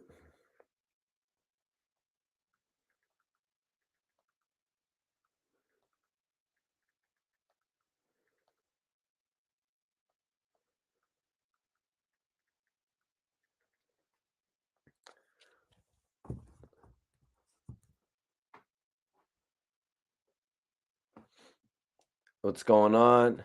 Oh, Mr. Uptown says, yeah, I voted for Youngboy. I'm from Baton Rouge, Louisiana, bro. That makes sense. That makes sense, bro.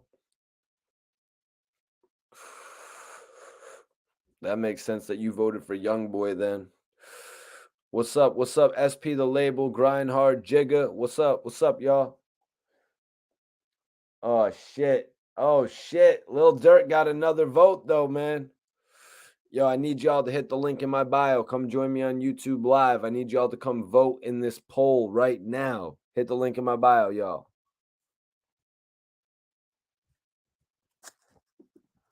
Damn, Little Durk's album cover? Oh, no, no, no, no, no, no, no, no. That is King Von's album cover. Lone Wolf, appreciate you for tapping in, bro. Do me a favor, vote in that poll if you have not already. We're about to end this poll as soon as I finish smoking. Who is more popular? If you haven't voted in the poll, vote right now. Who is more popular, Little Durk or NBA Youngboy? It's simple. It's a new feature that I'm doing here on these live videos. Lone Wolf says, I didn't know Youngboy had so many fans. Believe me, bro, they be filling up the chat, bro. NBA Youngboy, he has fans popping out, man. Gucci P. I'm Gucci T. You Gucci P, well, I'm Gucci T.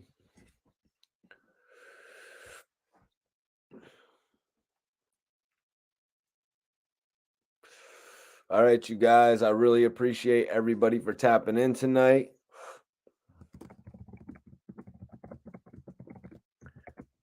I want everybody in here to follow me on Instagram. Everybody that follows me, I will follow you back. Everybody that goes onto my YouTube page and watches my exclusive interview with G's Gasoline and drops a comment on it, I will do a post for you in my story. That's right. You know what I'm saying?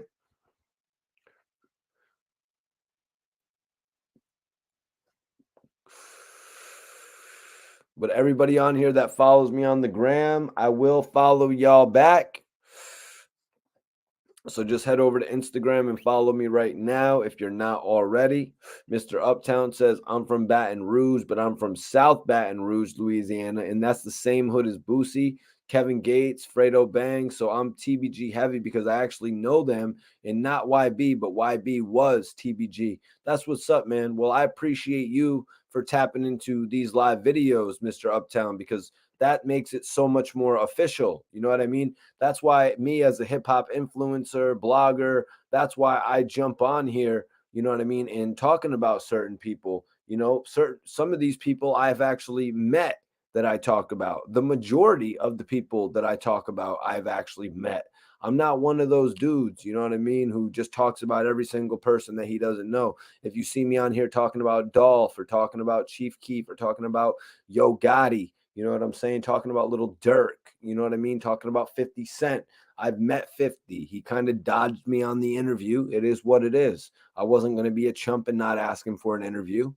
You know what I'm saying? I've met certain people in the game, and that's why I feel, you know, I feel a little bit more dedicated actually commenting about them.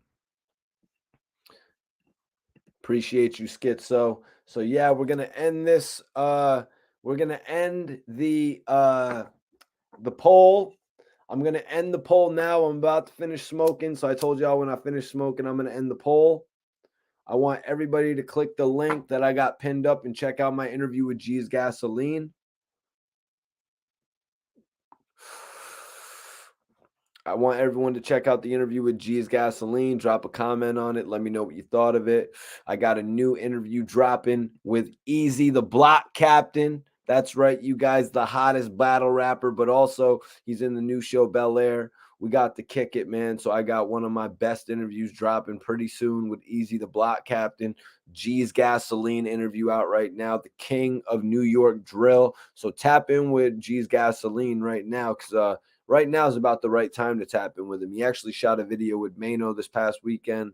The dude's on to some really big shit. So get at him while you really can. You know, it's kind of like before 50 signed with M and Dre and type shit. I kind of feel like, you know, when 50 would rap on his albums, he's like, you better get me right now. You better get me right now when it's like 40 a pop. Mr. Uptown, I was actually smoking on some apples and bananas tonight. I got back on the pre-ground, picked up a couple of these halves and pre-grounds. I was going to get some more Collins Ave. You know, I was smoking the Collins Ave, so I was going to get some more of this. But I went up to the dispensary and they actually had the pre-ground apples and bananas. So I haven't really smoked too much of that. So I was like, screw it. Let me try it. Plus, it's like more than half the price just for, you know, an O and shit. So yeah, that's what I'm smoking on tonight. All right. I finished smoking, you guys. The poll is over. The official results of the poll. It's kind of crazy. Youngboy defeated Little Durk in the poll tonight, you guys. Youngboy defeated Little Durk in the poll tonight. I appreciate everybody vibing. You know, I really go off y'all's energy and shit like that. That's why we went a little bit long. You know, when I do the solo joints, I usually don't go this long, but Obviously, y'all know I can go the distance with this shit.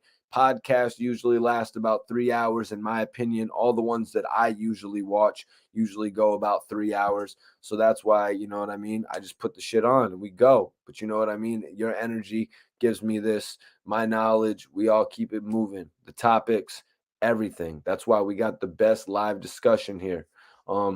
And Iceberg says, give G's Gasoline another chance, y'all. He admitted his management dropped the ball on the Jesus Project. It was also a bad title. Nobody liked me.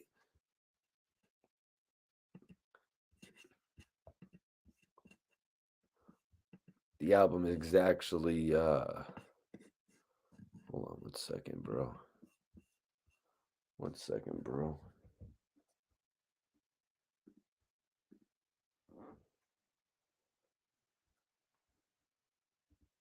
The album is actually from G's Gasoline. The album is actually called Life. Life like what? Oh my God. I gotta fix this. Oh, Life Like Mine. God damn. Help me. God help me here. We're having a technical disturbance here at the end of the show. Oh my God. Lord help me. I'm about to post the link to G's Gasoline's new project though. I gotta at least do that, man. God damn. What happened? What happened to me right here at the end of the show? It's all good, Iceberg. I done had a whole misstep where I had the wrong title in anyways on the description. So I'm going to post it up right now.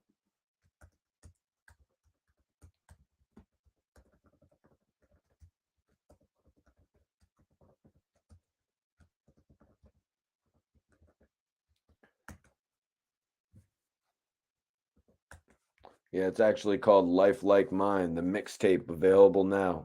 Y'all can go check that shit out, man. I'm about to roll something up and get out of here.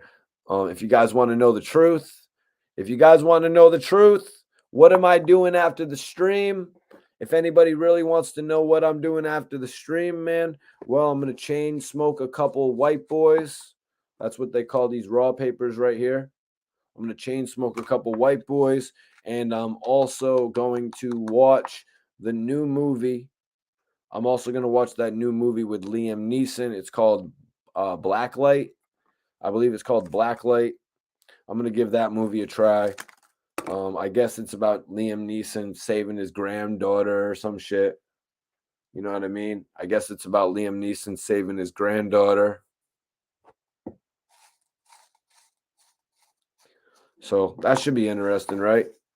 But yeah, everybody go and hit that link right there. G's Gasoline, Life Like Mine. His new mixtape is available now. The interview that I did with him is actually pinned up. The link is actually pinned up, you guys. If you want to check out the interview, and then you could check out the mixtape or vice versa, however you guys want to do it, man. However you guys want to do it. You know what I'm saying? Oh, yeah, Schizo? That shit's a good movie, bro. I'm looking forward to it, kind of. You know what I mean? I was going to watch it earlier today, but I was like, you know what, man? Let me just leave it for later tonight. I'll watch it after my stream when I really don't got shit going on.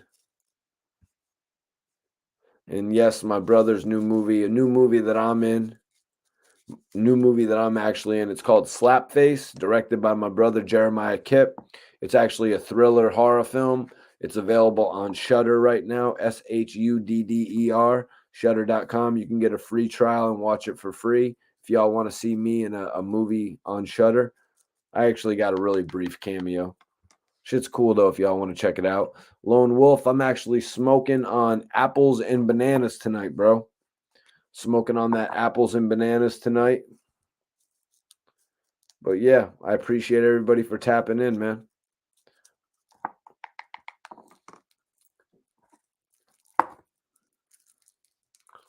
Yes, sir. Clouds, Clutch, Corner. Salute to you. He said, nice cones. I got the unbleached and bleached zigzags. Zigzags are cool, man. I'm a raw guy. If I'm not smoking raws, I'm usually smoking on the Dutches, man. So that's how I usually be carrying it. That's how I usually be carrying it, you guys. But yo, it was a great live tonight. I really appreciate everybody for tapping in, man. Put it down as another episode. We're really gonna have to start numbering these things, guys. It's becoming such a wave, man. I appreciate all of you for tapping in, man. And I will see you all on the next episode, you guys. If you haven't followed me on Instagram, follow me on the gram right now. It's right in the description. Follow Mikey T on Instagram, and I'll follow you guys right back. Salute, y'all. Salute.